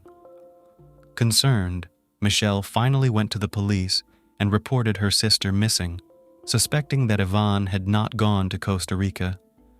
An official inquiry sent to Panama confirmed her fears. It was definitively established that Ivon Baldelli had not left the country. Valenzuela then turned to her cousin, a programmer, to help trace the IP address from which Ivon's messages were sent, determining their actual origin. It turned out the emails, supposedly sent by Ivon from Costa Rica in December, were actually sent from Dana Point, California, where Brian was located. The same IP address was used for an email sent by Brian himself. With the situation becoming increasingly alarming, Michelle hurriedly informed the police about her discovery. Valenzuela reached out to the FBI and the State Department, sharing her suspicions that Brian had harmed her sister in Panama, and then continued to send messages from her phone and email, pretending to be her for about a month. However, there was not enough solid evidence at the time to arrest him, so law enforcement could only interview him and continue gathering proof of his guilt. It was revealed that Brian had proposed to Christine while still in Panama with Ivon. He promised Verhoeven that he would soon return, they would get married, and raise their daughter together. Moreover, Christine was unaware that her child's father had gone to the island with another woman, as he had told her he was there on business. The family's own investigation. 2 months after the woman's disappearance, her sister and niece personally flew to Panama. There, they sought the expertise of Don Winner, a former U.S. intelligence officer turned investigator specializing in locating missing U.S. citizens. They shared the story of Ivon's disappearance and the version of events provided by Brian. Winner, after listening to them, immediately expressed concern that the chances of Ivon being alive were slim. With vast experience in such investigations and leveraging his connections, Winner decided to put pressure on the Panamanian government and publicize the case, turning the disappearance of an American woman into international news. A press conference was also organized with the participation of Ivon's family members. Later, Ivon's father, stepmother, brother, and several other relatives and close friends arrived in Panama to join the search and assist the investigation. Together, they went to the tropical island of Carneiro, combing it thoroughly, yet they found no trace of Baldelli. Their search efforts were hampered by dense undergrowth and swampy marshes teeming with wildlife. In addition, the family questioned the island's residents about how well they knew Brian and Ivon and what they could say about them. It turned out that the couple had recently been heavily indulging in alcoholic beverages and were frequently involved in loud disputes, unconcerned about those around them. Almost daily, they were seen in bars drinking alcohol and having heated arguments. Furthermore, people began to notice bruises and scratches on Ivon's face and body. She almost never took off her sunglasses, seemingly to hide the bruises under her eyes. The landlord of the house the couple had rented confirmed that neighbors regularly complained about the noise, screams, and cursing coming from their residence. Simultaneously, FBI agents brought a special team of divers to the island to scour the waters around it for any potential evidence or remains of the missing woman. Unfortunately, these searches too did not yield any success. The prime suspect and the first solid evidence. From the outset, Brian was the prime suspect in the case, but there was nothing concrete to charge him with. He denied any involvement, consistently recounting the same story about his ex-partner running off with another man. It wasn't until September 21st, 2012, that Brimmager was finally interrogated, and a search was conducted in his home. At the time, his wife Christine was at work, while Brian was unemployed, staying at home with their child and indulging in his favorite pastime, playing golf. Initially, he appeared confident, repeating that Ivon had left him after finding out about his child with another woman. However, he became visibly nervous when the police mentioned that the last messages sent in Ivon's name came from his area and expressed interest in examining the laptop found on his table. The seized laptop turned out to belong to Ivon, with messages sent from it after she supposedly fled. A photo of the missing woman with a bruise under her eye was found on the computer, as well as a screenshot of a conversation from November, where Brian and Christine discussed their ongoing affair and shared daughter, presumably how Baldelli learned about them. Moreover, the laptop's search history from November 26, 2011, contained queries such as how to clean blood and how to remove blood from a mattress. These pieces of evidence were significant but circumstantial, since neither a body nor a mattress with bloodstains was found. The fact that Brian had been sending messages pretending to be Ivon didn't definitively prove him guilty. Soon, Don Winter discovered that before leaving Panama, Brimmager had sold a machete he owned. In an online conversation with a potential buyer, he joked that he had used the weapon just once to finish off a stripper. The joke was macabre, prompting authorities to track down the new owner of the machete and seize the blade for examination, which initially revealed nothing conclusive. The long-awaited arrest. The police overlooked another crucial detail: Ivon's bank card, which Brian used after her disappearance. To add credibility to his story, before returning to the States, he decided to make a trip to Costa Rica and use the missing woman's card a couple of times, creating the illusion that she had indeed fled to that country. He paid for his tickets in cash and withdrew money from different locations in San Jose, draining the card before discarding it. However, Brimmager failed to consider that he was captured on surveillance cameras at the ATMs. It wasn't until July 2013, a year and a half after the woman's disappearance, that her relatives, armed with all the evidence gathered by the police, FBI agents, and Don Winter, finally managed to secure Brian's arrest. Initially, he was detained on charges of making false statements and obstructing the investigation, as there was nothing more substantial to charge him with at that time. By then, he had become a father for the second time. Christine had given birth to a son just a week before his arrest. Authorities attempted to engage the suspect in a candid conversation, offering him a chance to confess to the crime and disclose the location of the body, but Brian consistently denied any wrongdoing. His lawyer also insisted on the absence of a body or direct evidence proving Ivon's demise and Brian's involvement in it. The gruesome discovery in the swamp. Just 2 months after Brimager's arrest, a significant breakthrough occurred in the case. On the island of Caranero, a worker taking a shortcut wandered into the swampy underbrush and spotted an army backpack barely visible above the water's surface. Driven by curiosity and hoping to find something valuable or useful inside, he looked in the bag, only to recoil in horror at the sight of a human skull staring back at him. He immediately reported his find to the police, and responding officers took the backpack for examination. Inside were fragments of a human body, along with the remains of 2 small dogs. The remains had been chopped up, placed in the bag, and discarded in a location where it was assumed they would never be found. DNA testing confirmed that the human remains belonged to Ivon, although limbs were missing. Pathologists also determined that she had been brutally beaten before her demise, with a broken nose, cheekbone, and several missing teeth. The demise of the dogs was probably orchestrated to lend credence to the narrative, as it seemed implausible that she would willingly leave behind her cherished pets on the island, suggesting a scenario where they were eliminated and laid to rest alongside their owner. When the chop marks found on the victim's bones were matched with the blade of the machete, there was no doubt. The body had been dismembered using this weapon, as each blade has its own signature, akin to a person's fingerprints. With this evidence, Brian was formally charged with murder, dismemberment, and concealing a crime. The trial and verdict. In early 2014, Michelle Valenzuela was diagnosed with an advanced stage of aggressive cancer.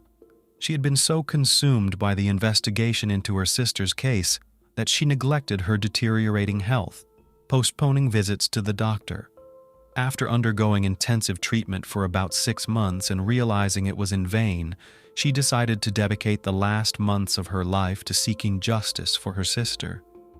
In September 2014, when doctors told Michelle she had only a few weeks left, she declared that although she was losing her battle with the disease, she would continue to fight for her sister until her last breath. Choosing to make her testimony in front of Brian, she detailed everything she knew and submitted all their correspondence with Ivon to the court. She meticulously described Brian's actions after her sister's disappearance and then fainted from weakness. Michelle passed away 3 days later. The prosecution argued that on the evening of November 26th, following another argument with Ivon, when she discovered Brian's communications with Christine, Brian, in a fit of rage and under the influence of alcohol, assaulted Ivon and then fatally stabbed her. He then dismembered her body in the bathtub using a machete, also using it to take the live Ivon's beloved dogs, and placed the remains in his military backpack. The limbs that didn't fit in the bag were dumped in the ocean, dropped off a rocky cliff early in the morning along with the blood-stained mattress. Brian carried the backpack deep into the island and submerged it in a swamp. For the next few weeks, he continued living in the same coastal house, meticulously erasing any evidence of the crime. He told everyone on the island a story about his flighty girlfriend leaving him for a new lover, a story that sounded convincing enough that locals sympathized with Brian.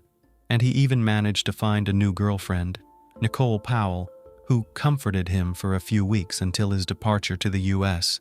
However, at the trial, Nicole testified against Brian, accusing him of lying and cruelty. Faced with irrefutable evidence, Brian was forced to admit his guilt, but insisted that it was self-defense, claiming Ivon had first attacked him with a knife, which he then used against her. He claimed all subsequent actions were carried out in the state of shock, asserting he didn't remember dismembering and packing the body, taking the lives of the dogs, and so forth. However, his internet searches and attempts to eliminate evidence spoke to his full awareness, and attempts to fabricate a story to justify Ivon's absence. In the spring of 2016, Brian was found guilty of manslaughter and sentenced to only 26 years in prison, with the possibility of parole in 2035. His service in the Marines was considered during sentencing, allowing him to avoid a life sentence. Lastly, Brian's wife, Christine Verhoeven, stated she still believed in her husband's innocence and would support him no matter what. Jealousy is a terrible, often destructive force that can blind a person and push him to crime. It was jealousy that caused the tragedy that played out in Costa Rica a few years ago. This case went down in the history of forensics as the case of Gerardo Cruz. But let's talk about everything in order. Samody Fonseca was born in Costa Rica in February 1975. About her family and early years are known a little. The girl's childhood was in an area called Cuba, where she lived with her mother named Sonia Fonseca. Samody attended one of the local schools and even then demonstrated her difficult and conflicted character. She did not tolerate rejection, often achieved what she wanted by force or deception. According to the memories of local residents, Samody, thanks to her striking appearance and perfect figure, easily charmed men, but could not keep them. Samody was very beautiful and skillfully used her appearance, but because of greed and vanity, put material wealth and self-interest above all else, which simply discouraged cavaliers after a short relationship. In addition, she was incredibly jealous and aggressive. In her youth, Samody Fonseca, thanks to her doll-like appearance, worked for several years in the image of Barbie in one of the large bookstores of the company Universal. It was then that the girl received such a flattering nickname, firmly entrenched behind her for life. Soon after graduating from high school, Samody had an affair with a successful journalist who worked on local television. The man's name was Osvaldo Fernando Baleri, and he was 16 years older than her. It was the longest and most serious relationship Samody, but the chosen one never made her an offer. In 1996, the couple had a common son, Christopher, and a year later their daughter Christina was born. But because of constant scandals and attacks of jealousy Samody, Baleri left the young woman. In 2012, 53-year-old Osvaldo died suddenly, and, as it soon turned out, he did not enter the former lover in his will. The young woman was not going to put up with it, and decided to take matters into her own hands. She went to the house of a former lover and actually seized it, changing the locks there so that relatives and heirs of the deceased could not get in. In addition, Samody took some valuable items belonging to the deceased. The Baleri family members were quite outraged and immediately went to court to punish Samody for the theft. The police forced the young woman to leave the house, but criminal proceedings against her were not initiated. Fonseca had many other romances, in particular with Juan Miguel Angel Perez, from whom the woman gave birth to her third child, a daughter named Maria. According to some reports, this relationship was officially registered but ended in divorce after a few years, although other sources claim that Samody was not married. At the same time, she gave her youngest daughter her lover's surname without his knowledge or consent. It is a curious fact that some lovers of Barbie mysteriously disappeared or died under mysterious circumstances, but for a long time, for some reason, no one paid attention to it. So, for example, one of Samody's lovers went missing, and according to relatives, it happened soon after he decided to break up with an irascible and aggressive lady. The man to this day has not been found, and many are sure that Fonseca is directly related to this case, but some irrefutable evidence of her guilt could not be found.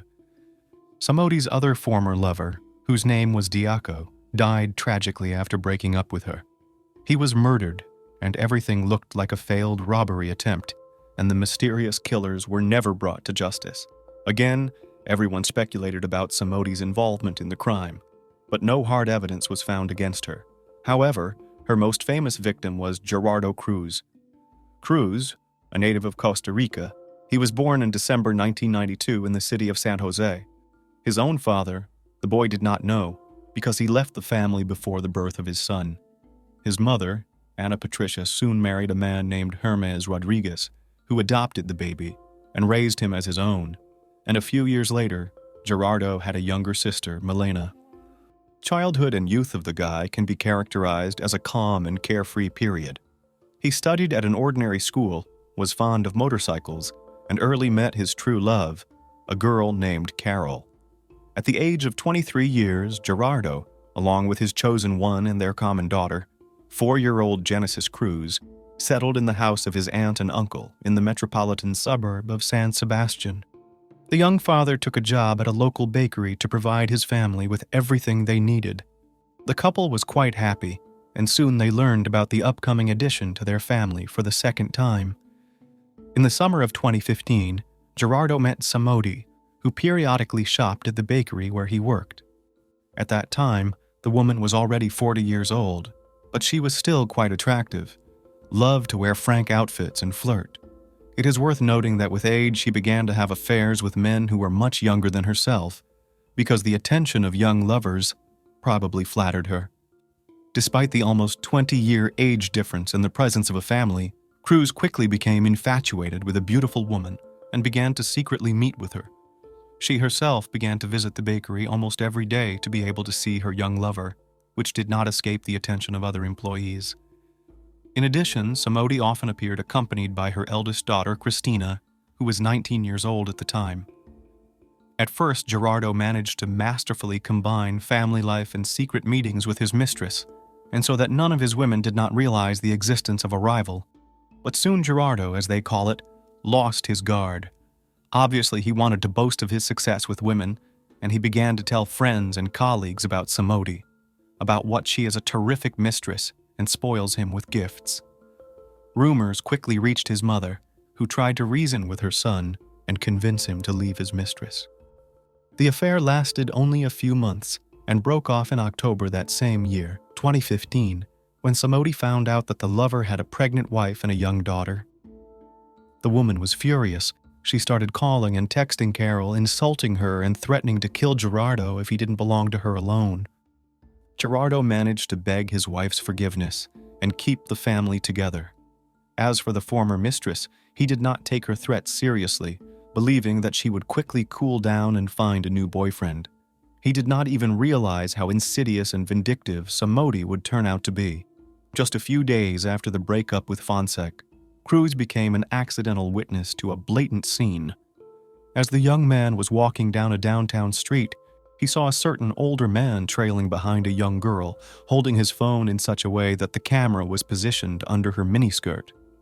The guy was outraged. He also took out his phone and started filming what was happening, then stopped the girl and told her about everything, advising her to go to the police. Cruz then chased after the man, trying to capture his face on camera. He chased him for about 2 minutes, wondering loudly if he was having a good time taking pictures of the girl's underwear without their knowledge, until the man jumped into a cab and drove away. That same night, Gerardo posted the video he had made on his internet page, and in just one night, the video went viral as users quickly identified the elderly man as a former official, an employee of the Ministry of Finance named Luis Sulmano Delgado. Soon, the video was picked up and circulated by the media, and Gerardo himself became a national celebrity. The young man was interviewed almost daily for print publications. He was invited to television and radio programs. He talked about the incident he had witnessed, condemned the actions of the former official, and said that he had no regrets about his action and would do it again. At the same time, experienced lawyers hired by Sulmano Delgado began working against Gerardo, accusing him of wrongdoing. They claimed that the distribution of the videotape made by the guy violated the law and were preparing a lawsuit against him in court.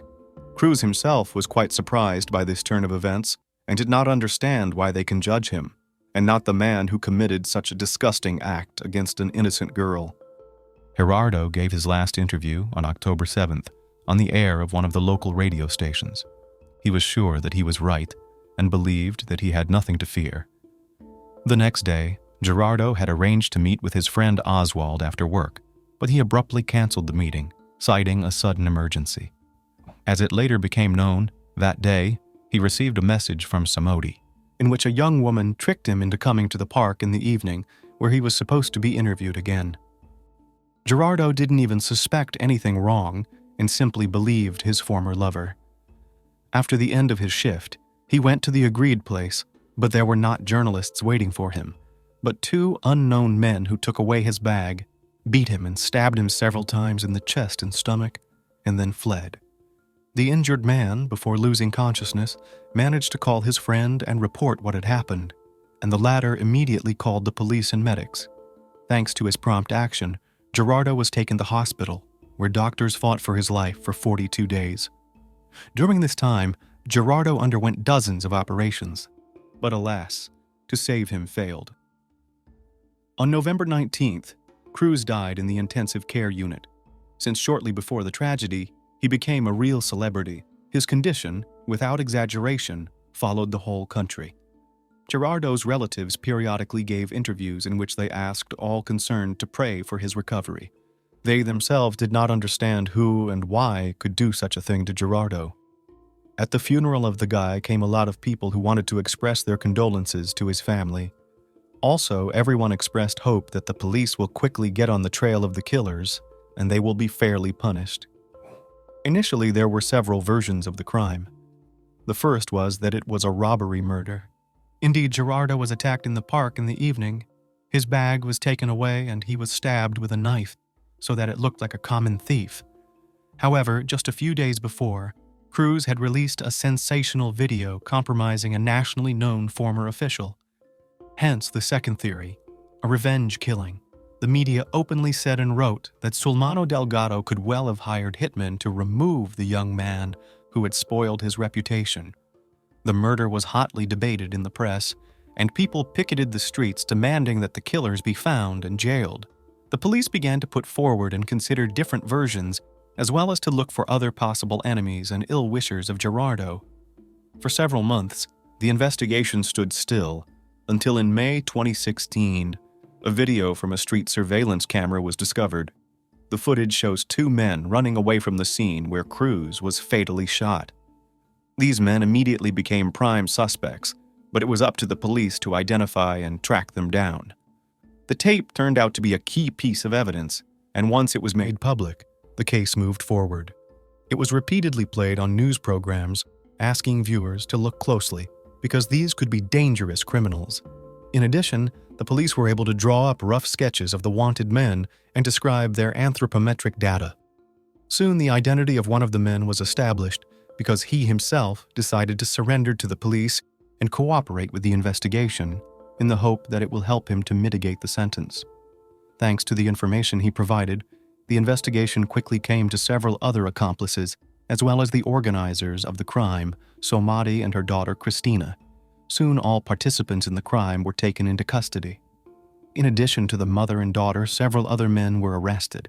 Cab driver Ronald Archie, who found the perpetrators of the murder, laborer Cesar Chavez, who acted as an intermediary, and a young minor who was directly involved in the attack.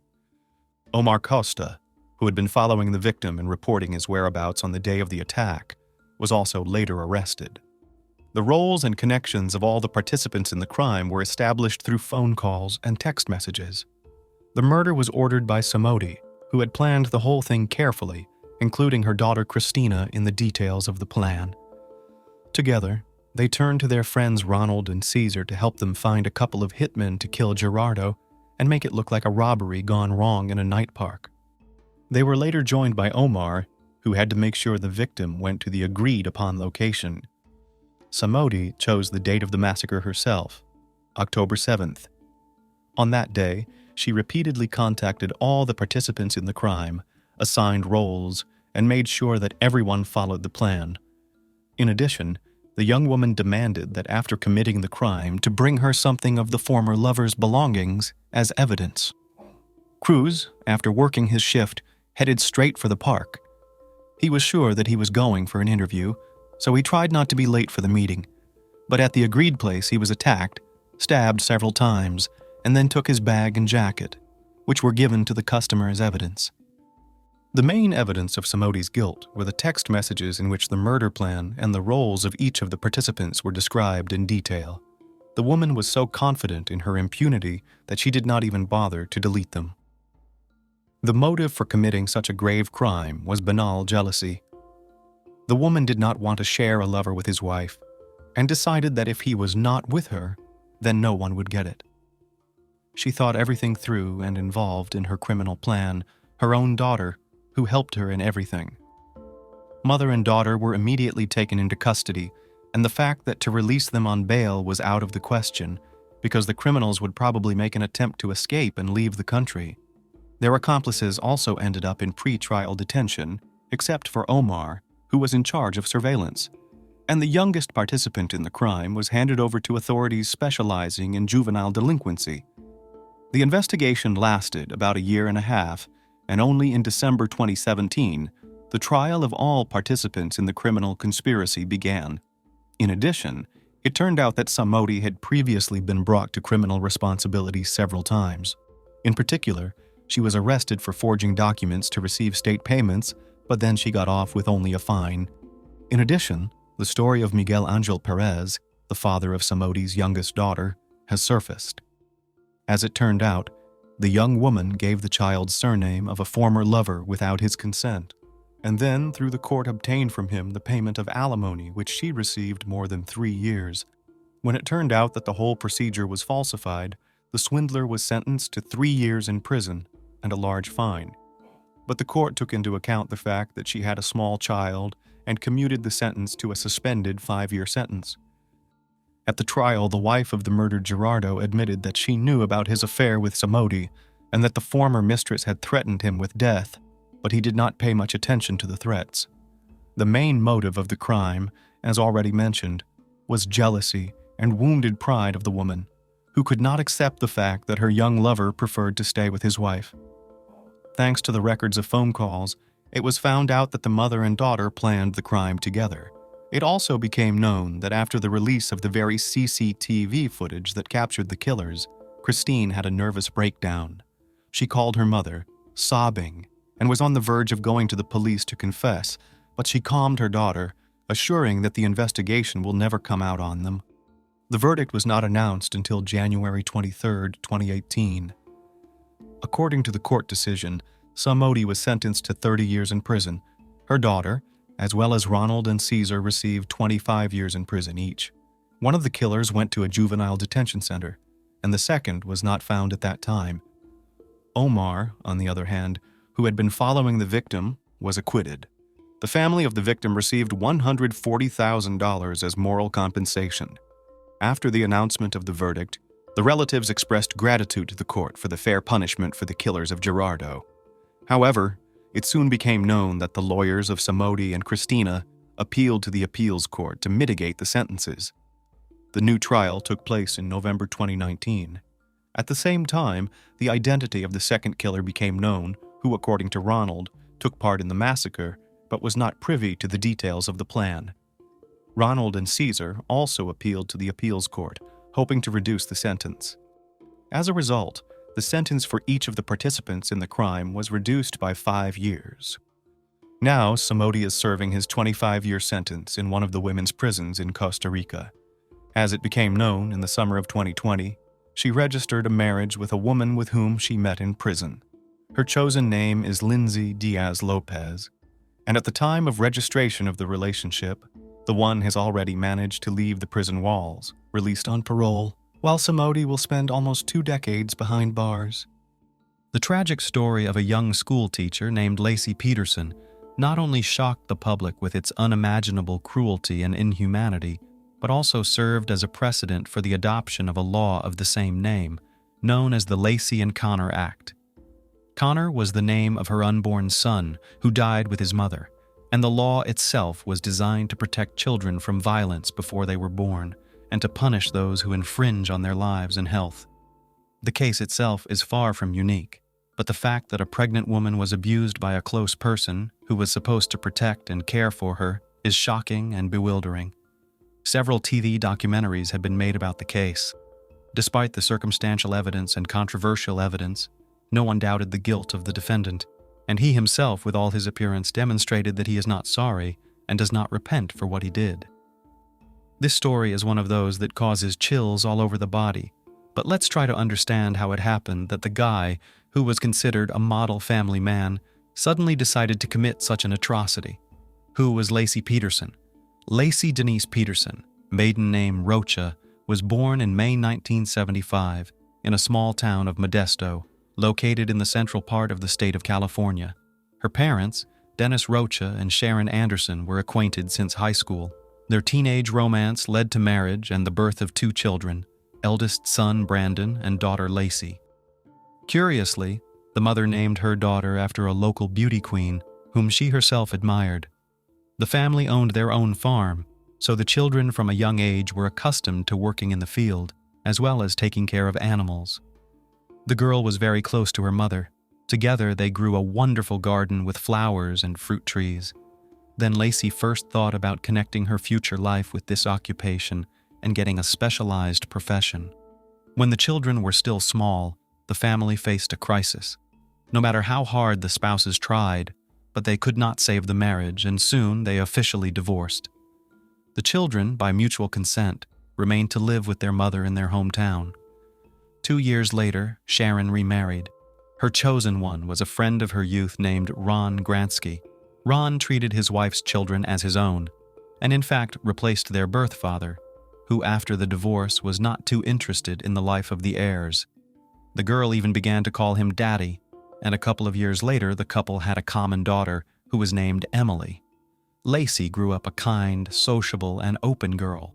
She always had a lot of friends. She studied well in school and was also a member of the cheerleading team. After receiving a high school education, the dark-haired beauty successfully passed exams and entered the prestigious California State University. She did not forget about her childhood dream and decided to become a landscape designer. Laci has always been a creative person, good at drawing, so she found the chosen profession ideal for herself. Who is Scott Peterson? Scott Lee Peterson is also a native of California, only he was born in the large metropolis of San Diego, in the southwest of the state, in 1972, October 24th, in the family of Jacqueline Helena Leatham and Arthur Lee Peterson. The boy grew up in a fairly well-to-do family, and from an early age did not know anything to refuse. His father had his own business associated with the production of packaging materials, and his mother owned a store of designer clothes. By the way, her boutique was located in Hollywood, so among the regular customers were many celebrities. Scott, in childhood, began to show his difficult character, liked to be in the center of attention, did not tolerate bans or refusals, and in school about him, spoke as a spoiled, capricious, and even arrogant child. From a young age, the boy played golf and even thought about a professional career in this sport. In his school years, he was friends with Philip Nicholson, nicknamed Lefty, the future professional golfer, who in 2012 was ranked second in the world rankings. As a teenager, Scott himself was among the best athletes in San Diego. After graduation, the young man became a student at one of the universities of the state of Arizona, where he, as a promising athlete, paid half of the cost of education. However, Peterson could not get a diploma because he was expelled for inappropriate behavior after a raucous party, drinking strong alcohol in the company of other students. After several months of reflection and searching for a suitable place, the young man applied to the University of California, where he first planned to study economics, but later changed his mind and transferred to the Faculty of Agriculture. By the way, this time Scott very seriously and responsibly approached the educational process, becoming an exemplary student, because his parents threatened to leave their son without a livelihood if he was once again expelled. Scott and Laci, a love story. Young people met during the period of study at the university. Scott at that time began to work part-time in one of the local coffee shops, where there also worked as a waitress former classmate and close friend of Laci. Laci often stopped by to grab a bite to eat and see her friend, and at some point, she noticed the handsome young man. Scott also noticed the smiling petite brunette and began to pay her every possible attention. One day, when Laci came to the coffee shop but didn't see her friend there, she decided to ask Scott what was wrong. They quickly got to talking, but since Scott had to work, Laci wrote her phone number on a napkin so they could get in touch later. Scott called her back that evening, and an excited Laci, immediately after talking to him, told her mother that she had been in touch with her future husband. A couple days later, he asked his new acquaintance out on a first date, and Laci readily accepted. It's worth noting that Peterson had another passion besides golf, fishing, and he decided to invite Laci to go deep-sea fishing in an open body of water. She accepted the offer, but she got seasick in the boat, so the couple had to quickly return to the shore. Family life. Nevertheless, after that not quite successful first date, the couple began to meet, and a couple of years later, they decided to start living together. Scott, by that time, finally abandoned his dreams of a professional career in sports and decided to start his own small business, and with the startup capital, he helped his parents. In the summer of 1997, after Laci received her diploma, the lovers played a modest wedding in the traditional style, with a white dress, veil, and vows at the altar.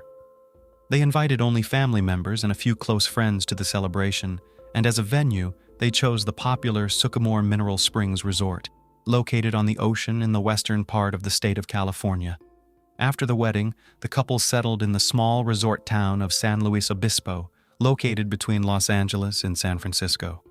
There they decided to open their own sports bar, but the idea was doomed from the start. There were rumors that Scott's parents again helped with the implementation of the business plan, but they themselves later denied it, saying that their son was a poor businessman, and they realized this while he was still studying at the university. Anyway, the business of the couple really did not go very well at first. They constantly had problems, then with the institution itself, then with the management, but gradually they managed to spin. The number of visitors over time increased, and in 2000, when the Petersons decided to sell the institution, it was already considered a fairly well-known and popular place. The couple decided to move to their hometown of Laci to put down roots and have children. There they bought a small, cozy house in a good neighborhood, bought a car, got a dog, and about a year later, the young woman told her husband the happy news. Soon they will become parents. By that time, Laci had decided to change her occupation and got a job at a local school as an art teacher. Her husband was having a harder time finding a job and was forced to take a job with a fertilizer and organic fertilizer company. Laci tried to be an impeccable wife, to create comfort and peace in her and her husband's new home.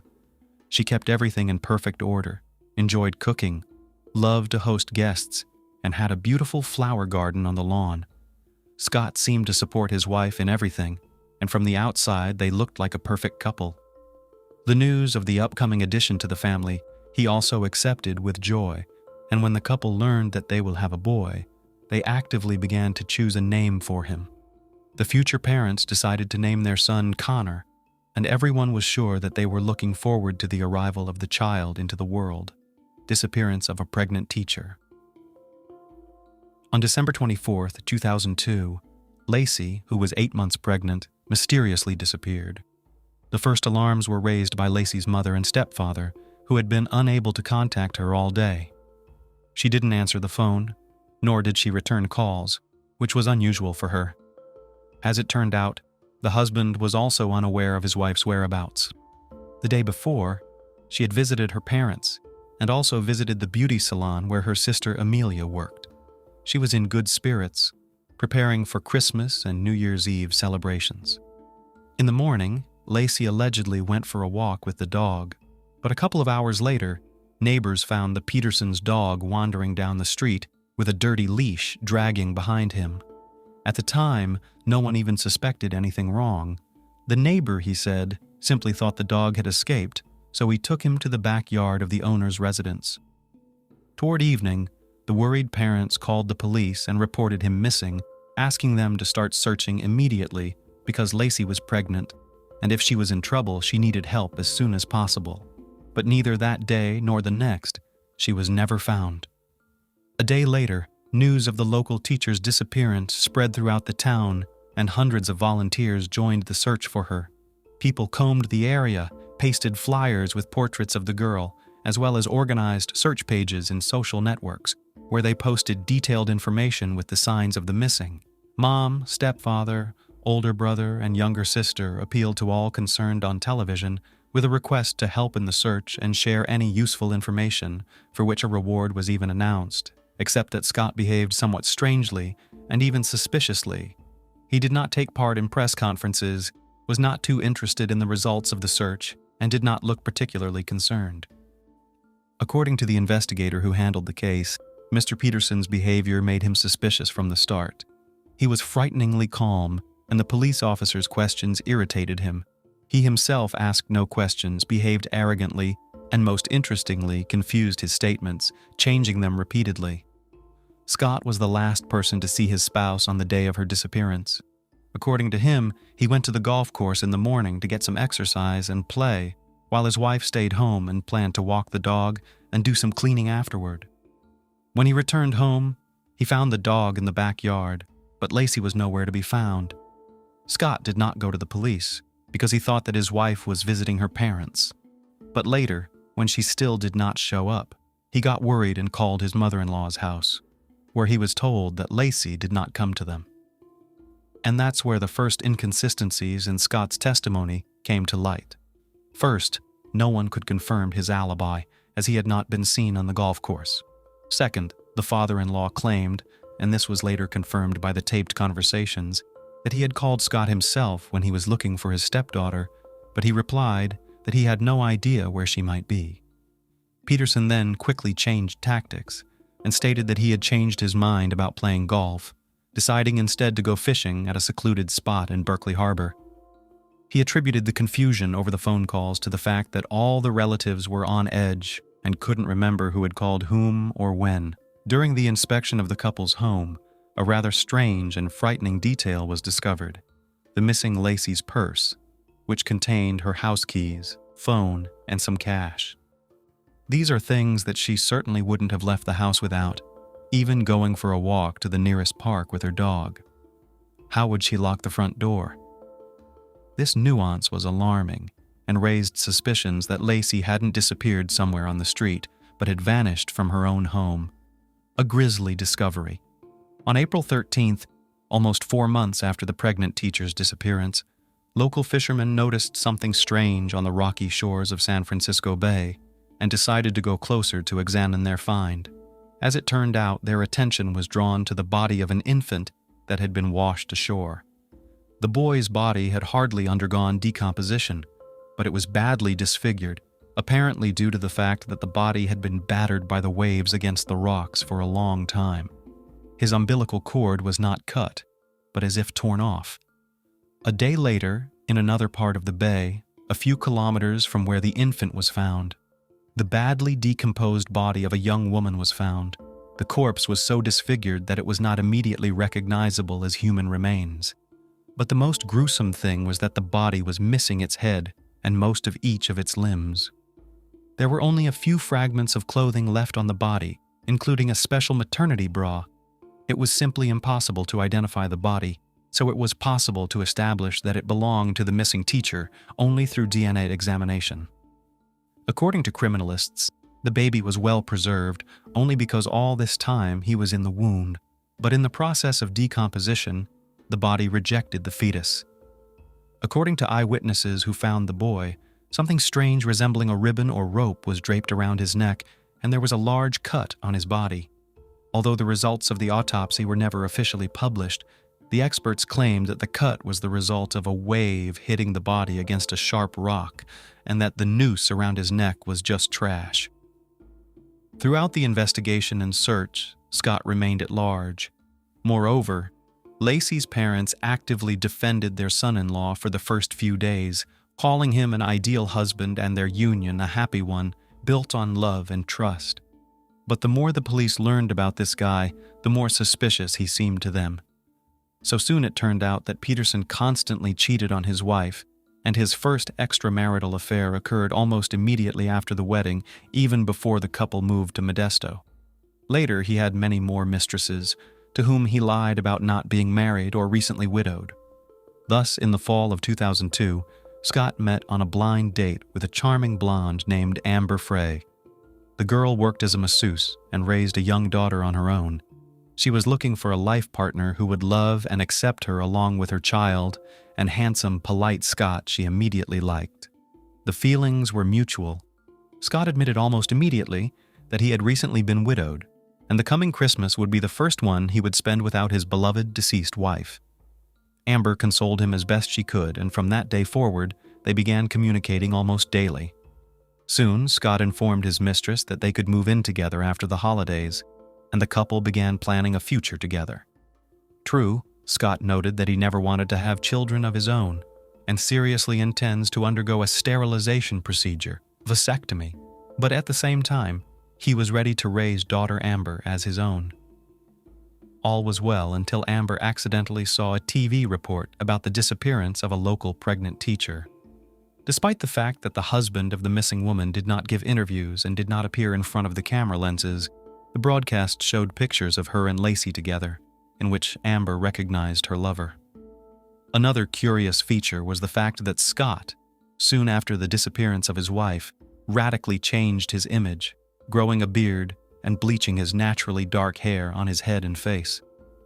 At first, Amber could not believe her eyes and hoped that she imagined it, but soon she was convinced that she was dating the same guy.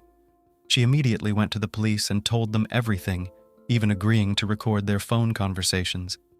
During one of their conversations, Amber wondered why Scott had told her he was a widower a couple weeks before his wife disappeared, but he must have sensed something was wrong, but he was evasive. As soon as the bodies of the dead mother and child were discovered, the question of immediately arresting Scott as the prime suspect arose. Despite the fact that the investigation had no hard evidence, there was a high probability that Scott would try to leave the country. In fact, that's exactly what he was going to do. But fortunately, he didn't have time. The widower was taken into custody on April 18, 2003, but he categorically refused to admit his guilt. At the same time, his house, garage, and car were searched in detail, with frightening results. Microparticles of Laci's dried blood were found on tools in the garage, and in the trunk of the car and at the bottom of the fishing boat, experts found several hairs of the dead woman. The clothes Scott was wearing on that fateful day were long since gotten rid of. The house had undergone several general cleanings with the help of cleaning services, and the building itself had already been put up for sale. But the most difficult part of the investigation was the inability to establish the exact date of Laci's death, which in turn made it impossible to verify the suspect's alibi. The investigation was also hampered by traces of cement found in the garage, in the trunk, and in Peterson's boat. The material was believed to be the basis for a homemade anchor, with which he wanted to dispose of the body so that it would never be found. Although there was no direct evidence against Scott, he was found guilty of 2 counts of first and second-degree murder. Despite the vigorous and rather confident defense of the lawyers, almost no one had any doubts that Scott was guilty. The main proof of this was his behavior. He was not excited or upset. He took no part in the search. He was in a hurry to get rid of the evidence, put his wife's house and car for sale almost immediately after her disappearance, changed his image, and was going to leave the country with his mistress. Investigator Jonathan Buehler, who had been on the case since Laci's disappearance, said in court that he had no doubts about Peterson's guilt from the start. He realized this after his first conversation with him. The court initially imposed the death penalty as a punishment, but after a series of appeals filed with enviable regularity, the sentence was changed in 2021 to life imprisonment without the right to ever expect to be released.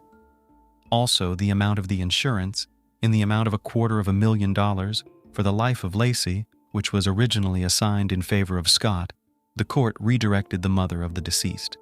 This high-profile case horrified the public and raised the issue of the need to protect unborn children from violence who may become victims of similar crimes. Thus, in the spring of 2004, the Laci Encounter Act was passed, with the parents and sister of the deceased woman present at the signing.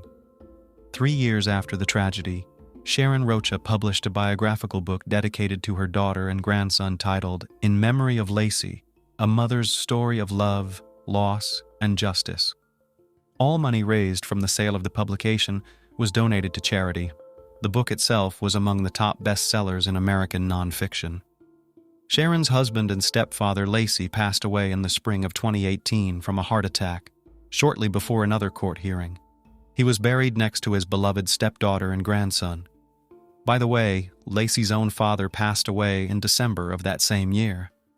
Today we are going to visit India.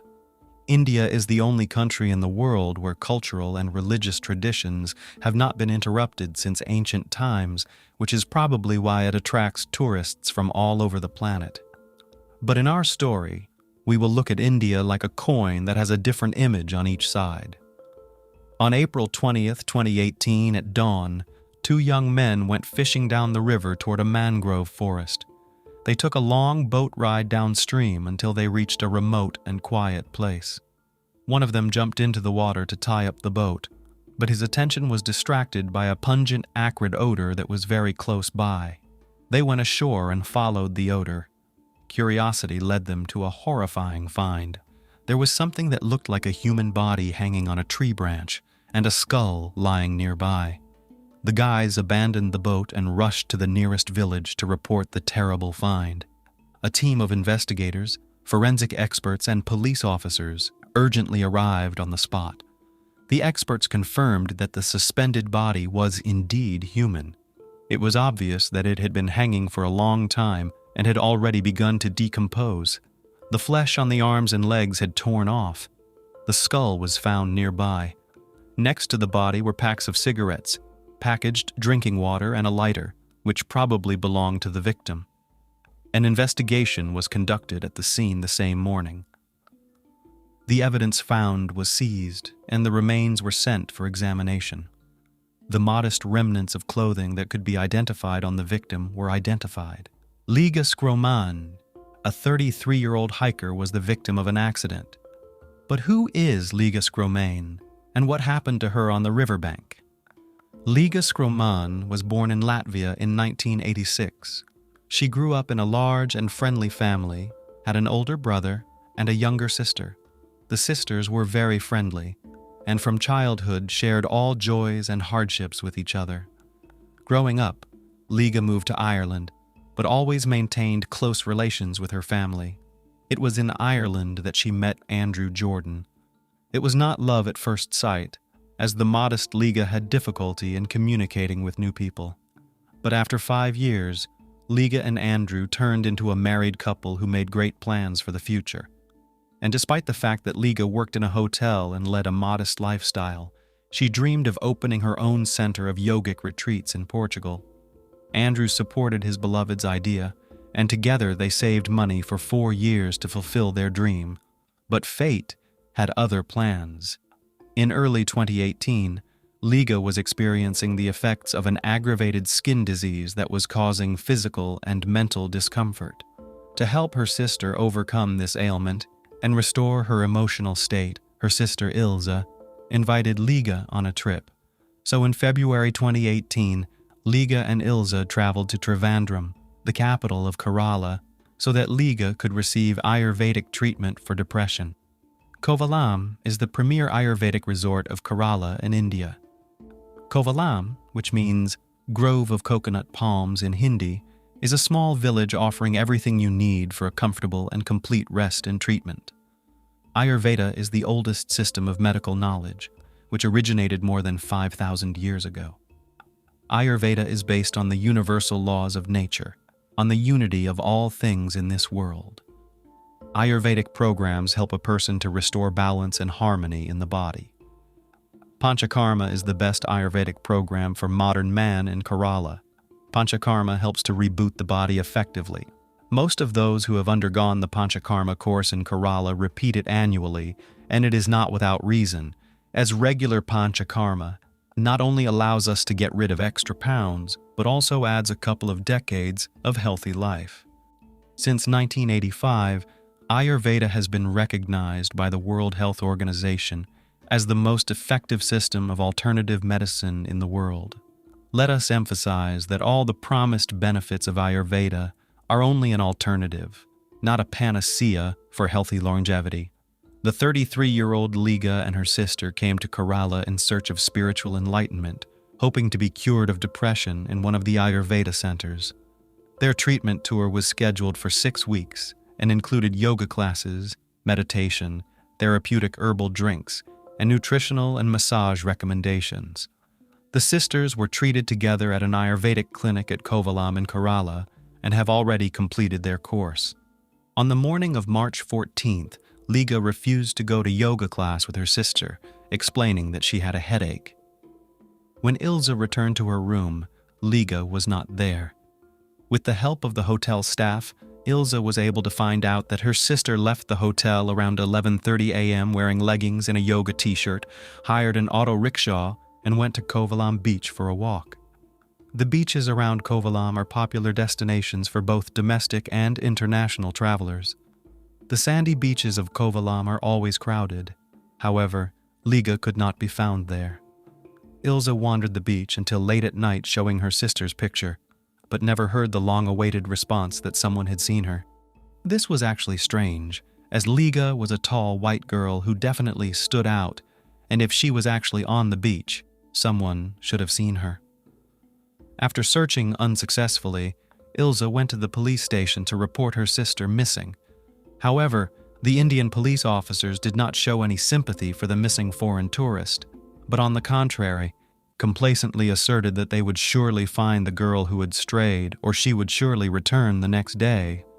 They were not even deterred by the fact that Liga, according to her sister, had psychological problems and could be an easy target for criminals.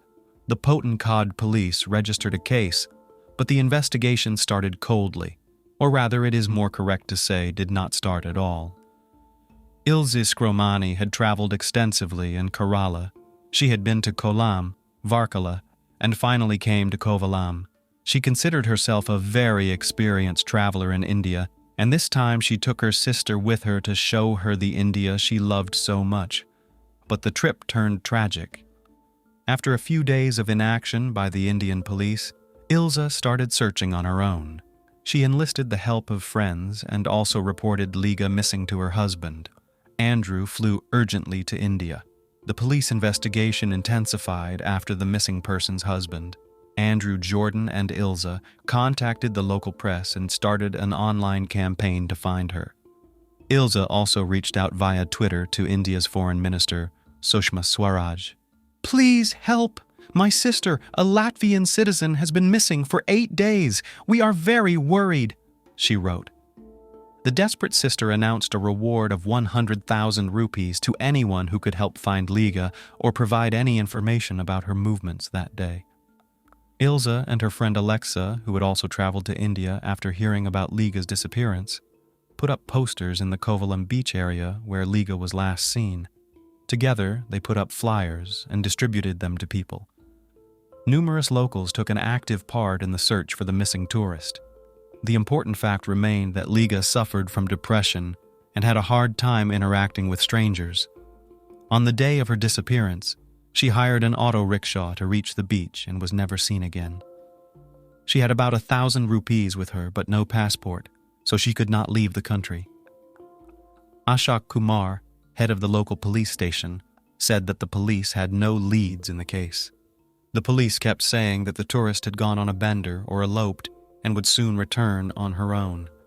However, regular, persistent requests for help from Ilza and Andrew forced the police to search for Liga.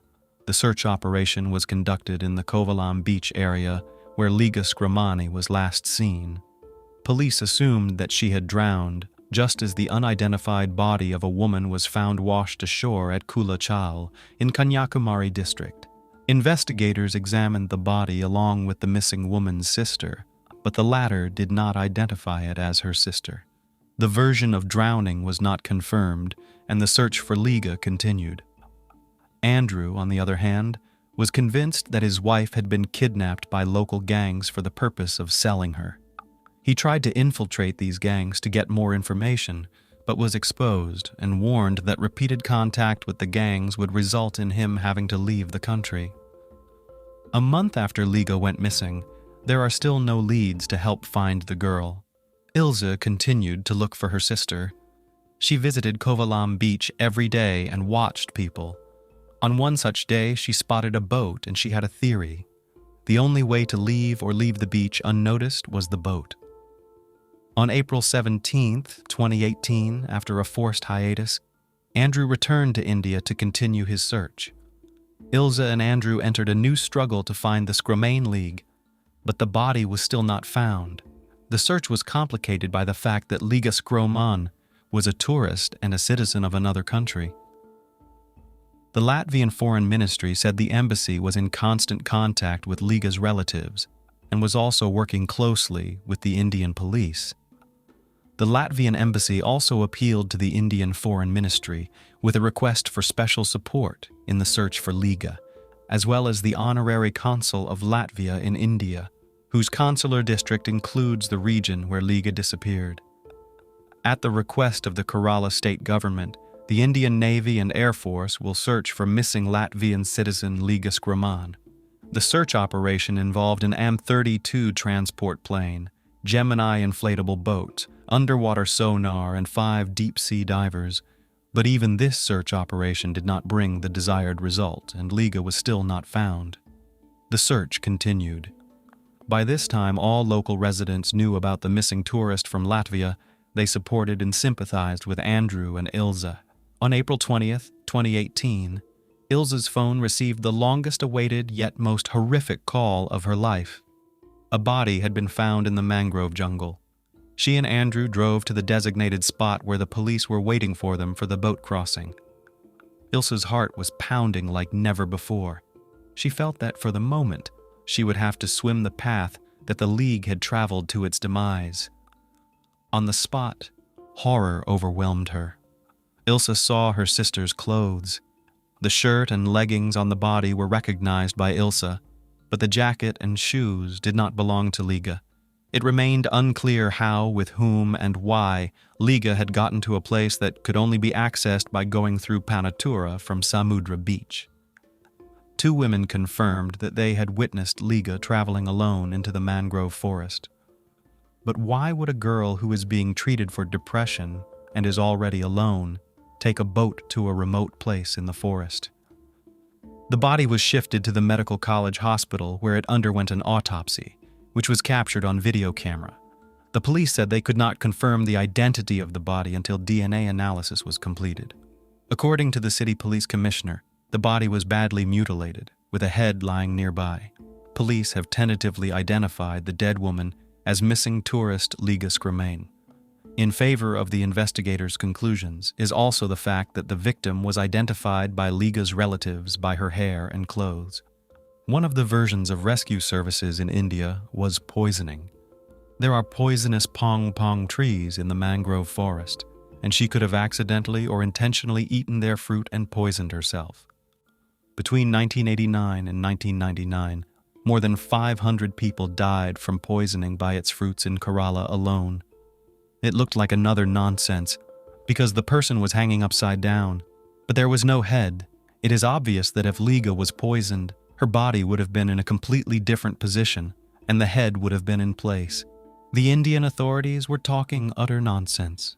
Based on the information about Liga's complex psychological problem, the investigators also assumed the version that Liga had voluntarily left her life. Ilza feared that the police would try to pass off her sister's murder as a voluntary departure from life.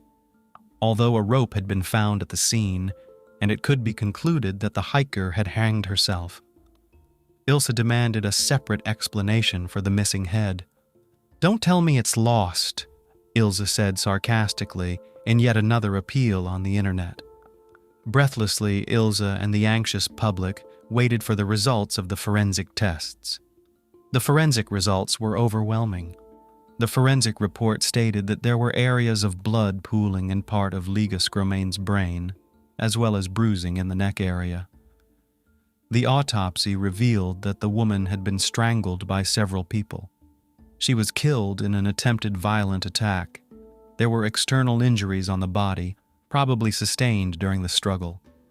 The fact of violence could not be confirmed as the body was in the decomposition stage. There were characteristic injuries on the cartilage in her throat, which indicated that someone had squeezed her throat with force. The trauma was severe enough to be fatal. According to forensic experts, there were blood clots in her brain which confirmed strangulation. They also noted that there were bruises on her neck and legs. A total of 9 wounds were recorded on Liga Scromane's body. In view of the above, the police no longer considered the version of voluntary death. According to the autopsy, it was determined that Liga was murdered. Liga died after resisting or struggling. Ilza breathed a sigh of relief and hoped that the police would soon find her sister's killers. But there were complications as well. As part of the investigation, the police began checking out local drug dealers and card players. In addition, During interviews with local residents, 2 women said that they saw Liga walking alone to the place where her body was later found, but the police said they did not fully trust their words. Meanwhile, Liga's relatives have accused Indian police of incompetence, claiming that if the girl had been searched for immediately, the tragedy could have been avoided. The 33-year-old Latvian tourist is believed to have been grabbed from a nearby beach and transported by boat before being strangled. A special team of investigators has begun looking for those responsible for the crime. About 40 suspects were interviewed. However, arrests were planned to be made a few days later after the law enforcers had enough evidence. The Indian police conducted an investigation that led to the arrest of 2 men who were eventually accused of killing Liga Scromane. Police revealed that Liga Scromane was lured by 2 men who then abused her before dismembering her body. The alleged assailants, who are now in custody, are local dealers in illegal substances. The suspects fully confessed under torture. Both the accused were pimps and were also dealing in illegal substances. Police said the autopsy did not reveal much evidence because Liga's body was badly decomposed. Andrew Jordan filed a petition in Superior Court calling for a review of the felony murder case. He believed that more people were involved in the woman's murder. In the petition, he pointed out that both defendants later recanted their pleas of guilty to the crime. According to Jordan, the men may have confessed because they were tortured, which, as it turns out, is a common practice in India. However, the Supreme Court of India denied the murdered woman's common-law husband, Liga Scromane, a review of the case. Due to lack of direct evidence, the trial was postponed for 2 months. But Andrew was outraged by this attitude of the authorities. He had earlier accused the Kerala authorities and police of incompetence and attempts to cover up Leia's murder so as not to scare away tourists. Both the suspects' lawyers asked for and got a postponement. By law, they have the right to postpone the case once without giving any reason. The more they postponed, the more he was convinced the case was unclean. However, both suspects were in custody. Investigation revealed that 32-year-old Umesh and 28-year-old Udayakumar offered Liga Scromane weed, and when she was drugged, they used it and then strangled and decapitated her. It is noted that the 2 men apprehended for the murder of Liga Scromane and had previously committed similar crimes on numerous occasions. Both of them worked for a food delivery company in the Kerala capital and earned money as illegal tour guides in their spare time. Umesh and Udayan had been charged with destruction of evidence, murder, poisoning, kidnapping, and rape. The place where Liga's corpse was found and had earlier served as a pleasure ground for Umesh. He used to take men there. 13 criminal cases have been filed against him, including 6 for sexual assault and 1 for attempted murder. Several of Umesh's victims have testified against him. Liga Scromane, along with both men, were seen in the area by several people. They were initially silent, but confessed to everything after the body was found. The detainees confessed to police that they'd committed the murder while attempting violence. They were apprehended, but had previously claimed that they had only seen Liga Scromane in Kovalam. The men pleaded guilty after repeated interrogations. On December 6, 2022, the court finally sentenced both men to life in prison. The court also recognized that the criminals must pay compensation to Liga Scromane's sister Ilsa, 165,000 rupees each. We would like to note that there has been a whole series of such crimes in this country recently. Young girls are regularly subjected to violence. The problem of crime in India is very acute. Due to the huge number of sexual acts against minors, the government has introduced the death penalty. It is also worth noting that if the relatives, and primarily Liga's sister, had not been persistent, had they not involved the press by organizing a press conference and an influential MP, it is obvious that the local police would hardly have seriously investigated the case. For at first a theory was put forward that the League had allegedly passed away voluntarily, and as it now turns out, this is not the first incident in this very place where Liga was found. After this story, I would like to warn once again all women who are frivolous about the dangers of traveling alone in India. Do not seek spiritual enlightenment in distant, dangerous, and uncharted countries. Take care of yourself. In one of the brightest and most bustling cities, a tragedy took place that shocked everyone.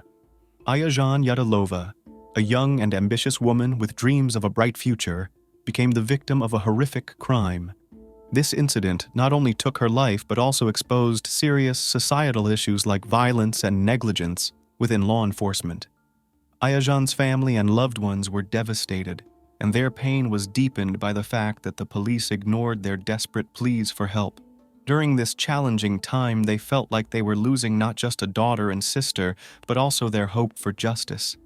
Friends who remembered her kindness and warm personality were stunned by the criminal's cruelty, who continued to post provocative updates on social media even while behind bars. But let's start from the beginning. Ayan's story soon became a symbol of the fight for justice, reminding everyone of the value of life and the importance of protecting women. This tragedy touched many hearts and made people think about how to prevent such cases in the future. In Almaty, a city where life usually moved along peacefully, March 19, 2021, became a day of unease. The remains found scattered in different parts of the city shocked residents and left a deep scar in many hearts. Shortly after these horrifying discoveries, the family of 19-year-old Ayan Yalova faced a brutal reality. They had to go through a difficult DNA test process to confirm that the remains belonged to their missing relative. Behind every smile was a lurking shadow ready to break free, and now the entire city found itself in the grip of an invisible manipulator. Before the world knew of Ayan's tragic fate, on March 18th, she was full of hope and excitement. That day she uploaded a new video on TikTok, dancing and laughing, radiating positivity and joy. On screen, she looked genuinely happy, and her followers could feel her energy. Ayan was always eager to share moments from her life and creativity with her audience, and at that time, her dreams of a future filled with design and success seemed entirely within reach. However, there was another, less visible side to Ayan's life. Secret conversations and promising talks brought a stranger into her world, whose true nature remained hidden. His intentions had nothing in common with her dreams, and while she eagerly awaited the chance to launch her brand, shadows were closing in around her. That evening, as her joyful plans began to crumble, Ayan had no idea that fate had a dark turn in store for her. Ayan was in her 4th year at the Academy of Design and Fashion, where every day brought new knowledge and inspiration. She was one of the most dedicated students, never missing a class without a good reason. Even on a day when many of her classmates might have taken a break, she remained committed to her studies. That morning, full of enthusiasm, she went to class, dreaming of her future in the world of fashion. After her classes, Ayan worked at a nail salon as a manicurist. This job not only provided her with an income, but also gave her a chance to connect with different people, helping her develop both personal and professional skills. Her love for sewing started back in her childhood when she first made a dress for her doll or crafted a small souvenir for her mom. Over time, this passion only grew stronger, and now Ayan was determined to pursue a future in fashion. However, just days before she disappeared, a quiet wave of changes swept through the city, leaving a sense of unease in every corner. One question lingered. Who would be the next victim in the dark game started by this invisible manipulator? On the night of March 20th, 2021, Almaty was gripped by fear as the search for 19-year-old Ayan Yalova began. Friends and family, noticing her sudden disappearance, immediately raised the alarm. Ayan, known for her hard work and sense of responsibility, never neglected her commitments. On the morning of March 19th, as she headed home from her job at the nail salon, she felt satisfied. Her day had gone well, and she'd made new connections. But something went terribly wrong that evening. The dormitory where Ayan lived, not far from the Academy of Design and Fashion, was usually filled with friendly chatter and laughter. But on that night, as the doors locked at 11 p.m., Ayan wasn't there. Moral Bakirov, the dorm supervisor, later admitted that he'd never seen Ayan stay out late or miss a night. When her friends began to worry, they approached Morrill, and together they decided to contact the police. However, the response they received was cold. "Wait it out. She'll come back when she's done having fun." As the hours passed with no sign of her, Ayajan's relatives from Taldycorgan began losing hope. Even her boyfriend had no idea where she might be. This pushed her family to reach out to the police once again, urging them to start a search. Ayajan's older sister, who lived in Almaty, tried to file a missing persons report but was met with indifference. The police told her they were all busy with protests and advised her to wait. Frustrated but determined, the family decided to try again, but still, the authorities showed little interest. Realizing they wouldn't get much help, they turned to local volunteers for assistance. Flyers with Ayajan's picture were posted all over Almaty. Volunteers, full of determination, organized search efforts, hoping to find Ayajan safe and sound. Looking back at the events leading up to her disappearance, it's important to note that Ayajan eagerly enrolled in the Academy of Design and Fashion, leaving her hometown of Taldycorgan filled with hope and ambition. Alongside her studies, she actively sewed custom-made clothing and developed her online store, where she launched her brand, Ayalan. This business brought her financial independence and a sense of fulfillment from the creative process. Recently, her shop had been doing exceptionally well, with a growing number of orders that filled her with joy and inspiration. To fulfill her dream of expanding into the Turkish market, Ayajan signed up for Turkish language courses. Despite the challenges, she showed persistence, and her teachers noted her dedication and eagerness to learn. Their belief in her potential only fueled her determination. There was a light of resolve in her eyes, and every step she took brought her closer to her goals. Her shifts at the nail salon where she worked part-time usually ended around 9 p.m. Ayajan always made sure to leave her workstation spotless, believing it added a welcoming touch for clients. As she locked the doors, she felt hopeful, confident that her hard work was paying off. But fate had an unexpected twist in store for her. By March 21st, the search for Ayan Yalova had intensified, and the police finally got involved, forming a special investigation team to handle this complex case. On that day, the tireless efforts of the volunteers, who had been working around the clock, finally paid off. They obtained a crucial lead.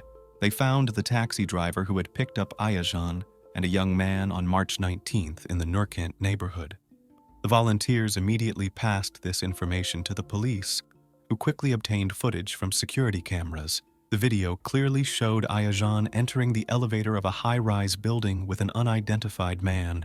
This discovery marked a turning point in the investigation, sparking hope that there was still a chance to save her. It took investigators only a few minutes to identify the young man and locate his address. On the evening of March 21st at around 10 p.m., police officers arrived at the residence of 28-year-old Rahman Berdid Taribekov. According to reports, he was at home but refused to open the door, further raising the officers' suspicions. After a brief discussion, they decided to break in. When they forced their way inside, they were met with a horrifying scene. Blood stains everywhere and a dismembered body lying on the floor. Even the most seasoned detectives, accustomed to such grim discoveries, were shaken by what they found. The apartment's owner wasn't found right away. He had hidden himself carefully, hoping to avoid law enforcement. However, once they finally tracked him down, he attempted to take his own life. Fortunately, first responders arrived in time to administer first aid before the paramedics got there. He was rushed into emergency surgery, and while doctors worked to save his life, police began collecting evidence and piecing together the full story of what happened. The criminal would finally have to face justice for his horrific actions. After spending several days in the hospital and once his condition had stabilized, Taribekov was transferred to a detention center. This move was crucial not only for his safety, but also to ensure that the investigation could proceed without delay. Public interest in the case was growing rapidly, and it was clear it would attract widespread attention. While the suspect was still in the hospital, his rented apartment was sealed off and a thorough forensic investigation took place, involving the city's top crime scene investigators and experts. What they uncovered inside shocked even the most hardened detectives to their core. At first glance, it was hard to believe that someone who appeared so ordinary could have committed such unspeakable acts. The apartment contained a human scalp, skin, extracted teeth and nails, all meticulously placed in separate plastic bags, almost as if they were harmless trinkets. It felt like something straight out of a horror movie, and even the most experienced officers understood that this was not just a crime, but a chilling display of pure madness. Additionally, investigators found dismembered body parts and a skull in the apartment. As the medical examiners later confirmed, the victim's head had been boiled in water for an extended period, leaving nothing but the skull behind. The entire scene was profoundly disturbing, and even the most seasoned law enforcement officers struggled to keep their composure in the face of such horror. As they gathered evidence and searched for more answers in Ayajan's case, law enforcement found themselves confronted with a true nightmare. In the days following her disappearance, other parts of her body were discovered scattered around the city, tossed in dumpsters and abandoned basements. These horrifying discoveries painted a grim and sinister picture that investigators tried desperately to piece together. The family's last hope of identifying the remains through DNA testing was shattered when they began to understand the sheer magnitude of the tragedy. Ayan Yalova went missing on March 19th, and shortly afterward, her family received the devastating confirmation. The remains found across the city did in fact belong to their daughter. During questioning, the suspect, who was found guilty, recounted the events of the night between March 19th and 20, when he and Ayan had an argument. According to him, at around 11 p.m., he lost control and killed her. Realizing he could be caught, he decided to dispose of her body by dismembering it. That same night, he took several parts out of his apartment and left them scattered across the city, as if trying to completely erase any trace of his crime. When investigators asked about any possible connection between him and the victim, he firmly denied having any. But this claim still needed to be verified, and Ayajan's family was left bewildered. Why would he go to the extent of pulling out her teeth, removing her skin, and cutting her nails if he was simply trying to cover up his crime? Ayajan's family began to suspect that she might not have been his first victim. As the investigation progressed, it was discovered that Tarybekov had previously studied at a medical academy to become a pharmacist, but was expelled for poor performance. This information only deepened investigators' suspicions that the body parts might have been used for some sort of medical or commercial purpose. Forensic experts began digging into his social media conversations and checking all the women he had interacted with. Fortunately, none of them were harmed, but the investigation continued to delve deeper into his life. During the investigation, a chat between Tarybekov and Ayan on a dating site was uncovered. When this information leaked online, many started speculating about the possibility that Ayan might have entered into a relationship with him for financial reasons. These rumors sparked a wave of discussions, with countless people sharing their theories about what might have happened. Attention was also drawn to the footage showing Ayan entering the elevator with the young man. However, her friends and acquaintances were quick to defend her, insisting that she was modest and always respected boundaries in her interactions with men. Ayajan's family knew how much effort she had put into building her online store and clothing brand. They were convinced that Tarybekov had lured her to his apartment under the pretense of business, possibly to take measurements or place an order. They simply couldn't believe that such a ruthless person could have set such a trap.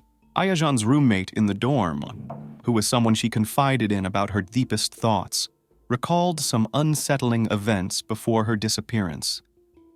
Ayan had recently mentioned that a man had shown interest in her brand and wanted to buy her entire collection. While this news initially excited her, it also made her a bit wary, since Ayan was always cautious around strangers. Investigators concluded that Tarybekov might have orchestrated this meeting to lure her into a trap under the guise of a business opportunity. At the center of it all was a man named Rahman Berdid Tarybekov, who, according to the investigation, had connected with Ayan Yalova through a popular social media platform. Using the excuse that he needed clothing from her brand, he convinced her to come to his place where the terrible incident seemingly took place. Ayajan's family went through unimaginable pain as they waited for her body to be released for burial. Those days were filled with unbearable uncertainty and fear. Her loved ones desperately sought any information about what had happened to their daughter, experiencing an overwhelming sense of grief. It wasn't until April 16th, 2021, almost a month later, that her body was finally handed over for the funeral. Ayajan was laid to rest in her hometown of Taldycorgan, where friends, family, and acquaintances gathered to pay their final respects and say goodbye. The atmosphere was thick with sorrow and loss as people shared memories of her kindness and vibrant spirit. The investigation faced numerous rumors and gossip that tarnished Yalovan's reputation. Messages exchanged between her and Tarybekov, obtained by investigators, proved that accusations of her being promiscuous were completely baseless.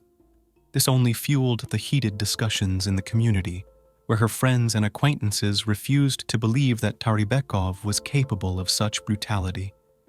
Teachers and classmates of Tarybekov described him as a quiet and modest young man who would never commit a crime, claiming he was either framed or caught up in some misunderstanding. Meanwhile, law enforcement conducted countless forensic examinations to uncover the truth and gather all the evidence. The family's attorney, Kadirejan Alim Januli, mentioned in one of his interviews that the case consisted of around 30 volumes with over 30 forensic examinations conducted. This extensive investigation demanded tremendous effort and time from the authorities. Despite this, psychiatric evaluations confirmed that Tarybekov was sane and fully aware of his actions when he committed the crime. At the trial, which marked the final chapter of this horrific case, Ayajan's family demanded the harshest possible punishment for the criminal, along with compensation for emotional damages totaling 26 billion tenge. After carefully reviewing all the details, the court handed down the maximum sentence of 25 years in prison, but they found no grounds for imposing a life sentence. However, the court did partially grant the civil lawsuit, awarding 20 million tenge in compensation, which, though only a small measure, could at least offer some relief to the family during their painful ordeal. Ayan Yalova's relatives recalled with horror and anger the fateful day when they first went to the local police station, desperately hoping for help. Their anxiety was genuine and urgent, but to their immense disappointment, law enforcement ignored their repeated pleas to launch an immediate search for the missing young woman. This refusal not only shocked the family, but became an unbearable burden that they couldn't leave behind, amplifying their sense of helplessness and fear. Every hour that Ayajan was in danger turned into a torturous wait for her family, intensifying their worst fears. In one of his emotional interviews, Ayajan's brother, overcome with grief, spoke about the police's inaction, which led to the loss of critical days in the search for his sister. They felt time slipping away, and with every passing minute, a sense of hopelessness grew stronger. The perpetrator, realizing that no one was taking any active steps, continued his gruesome acts without fear or hesitation. He mercilessly disposed of Ayajan's body, unaware that with every minute, her family was losing hope of ever seeing her alive again. A month after the tragedy, the family laid Ayajan to rest with heavy hearts, knowing they would never have a proper goodbye.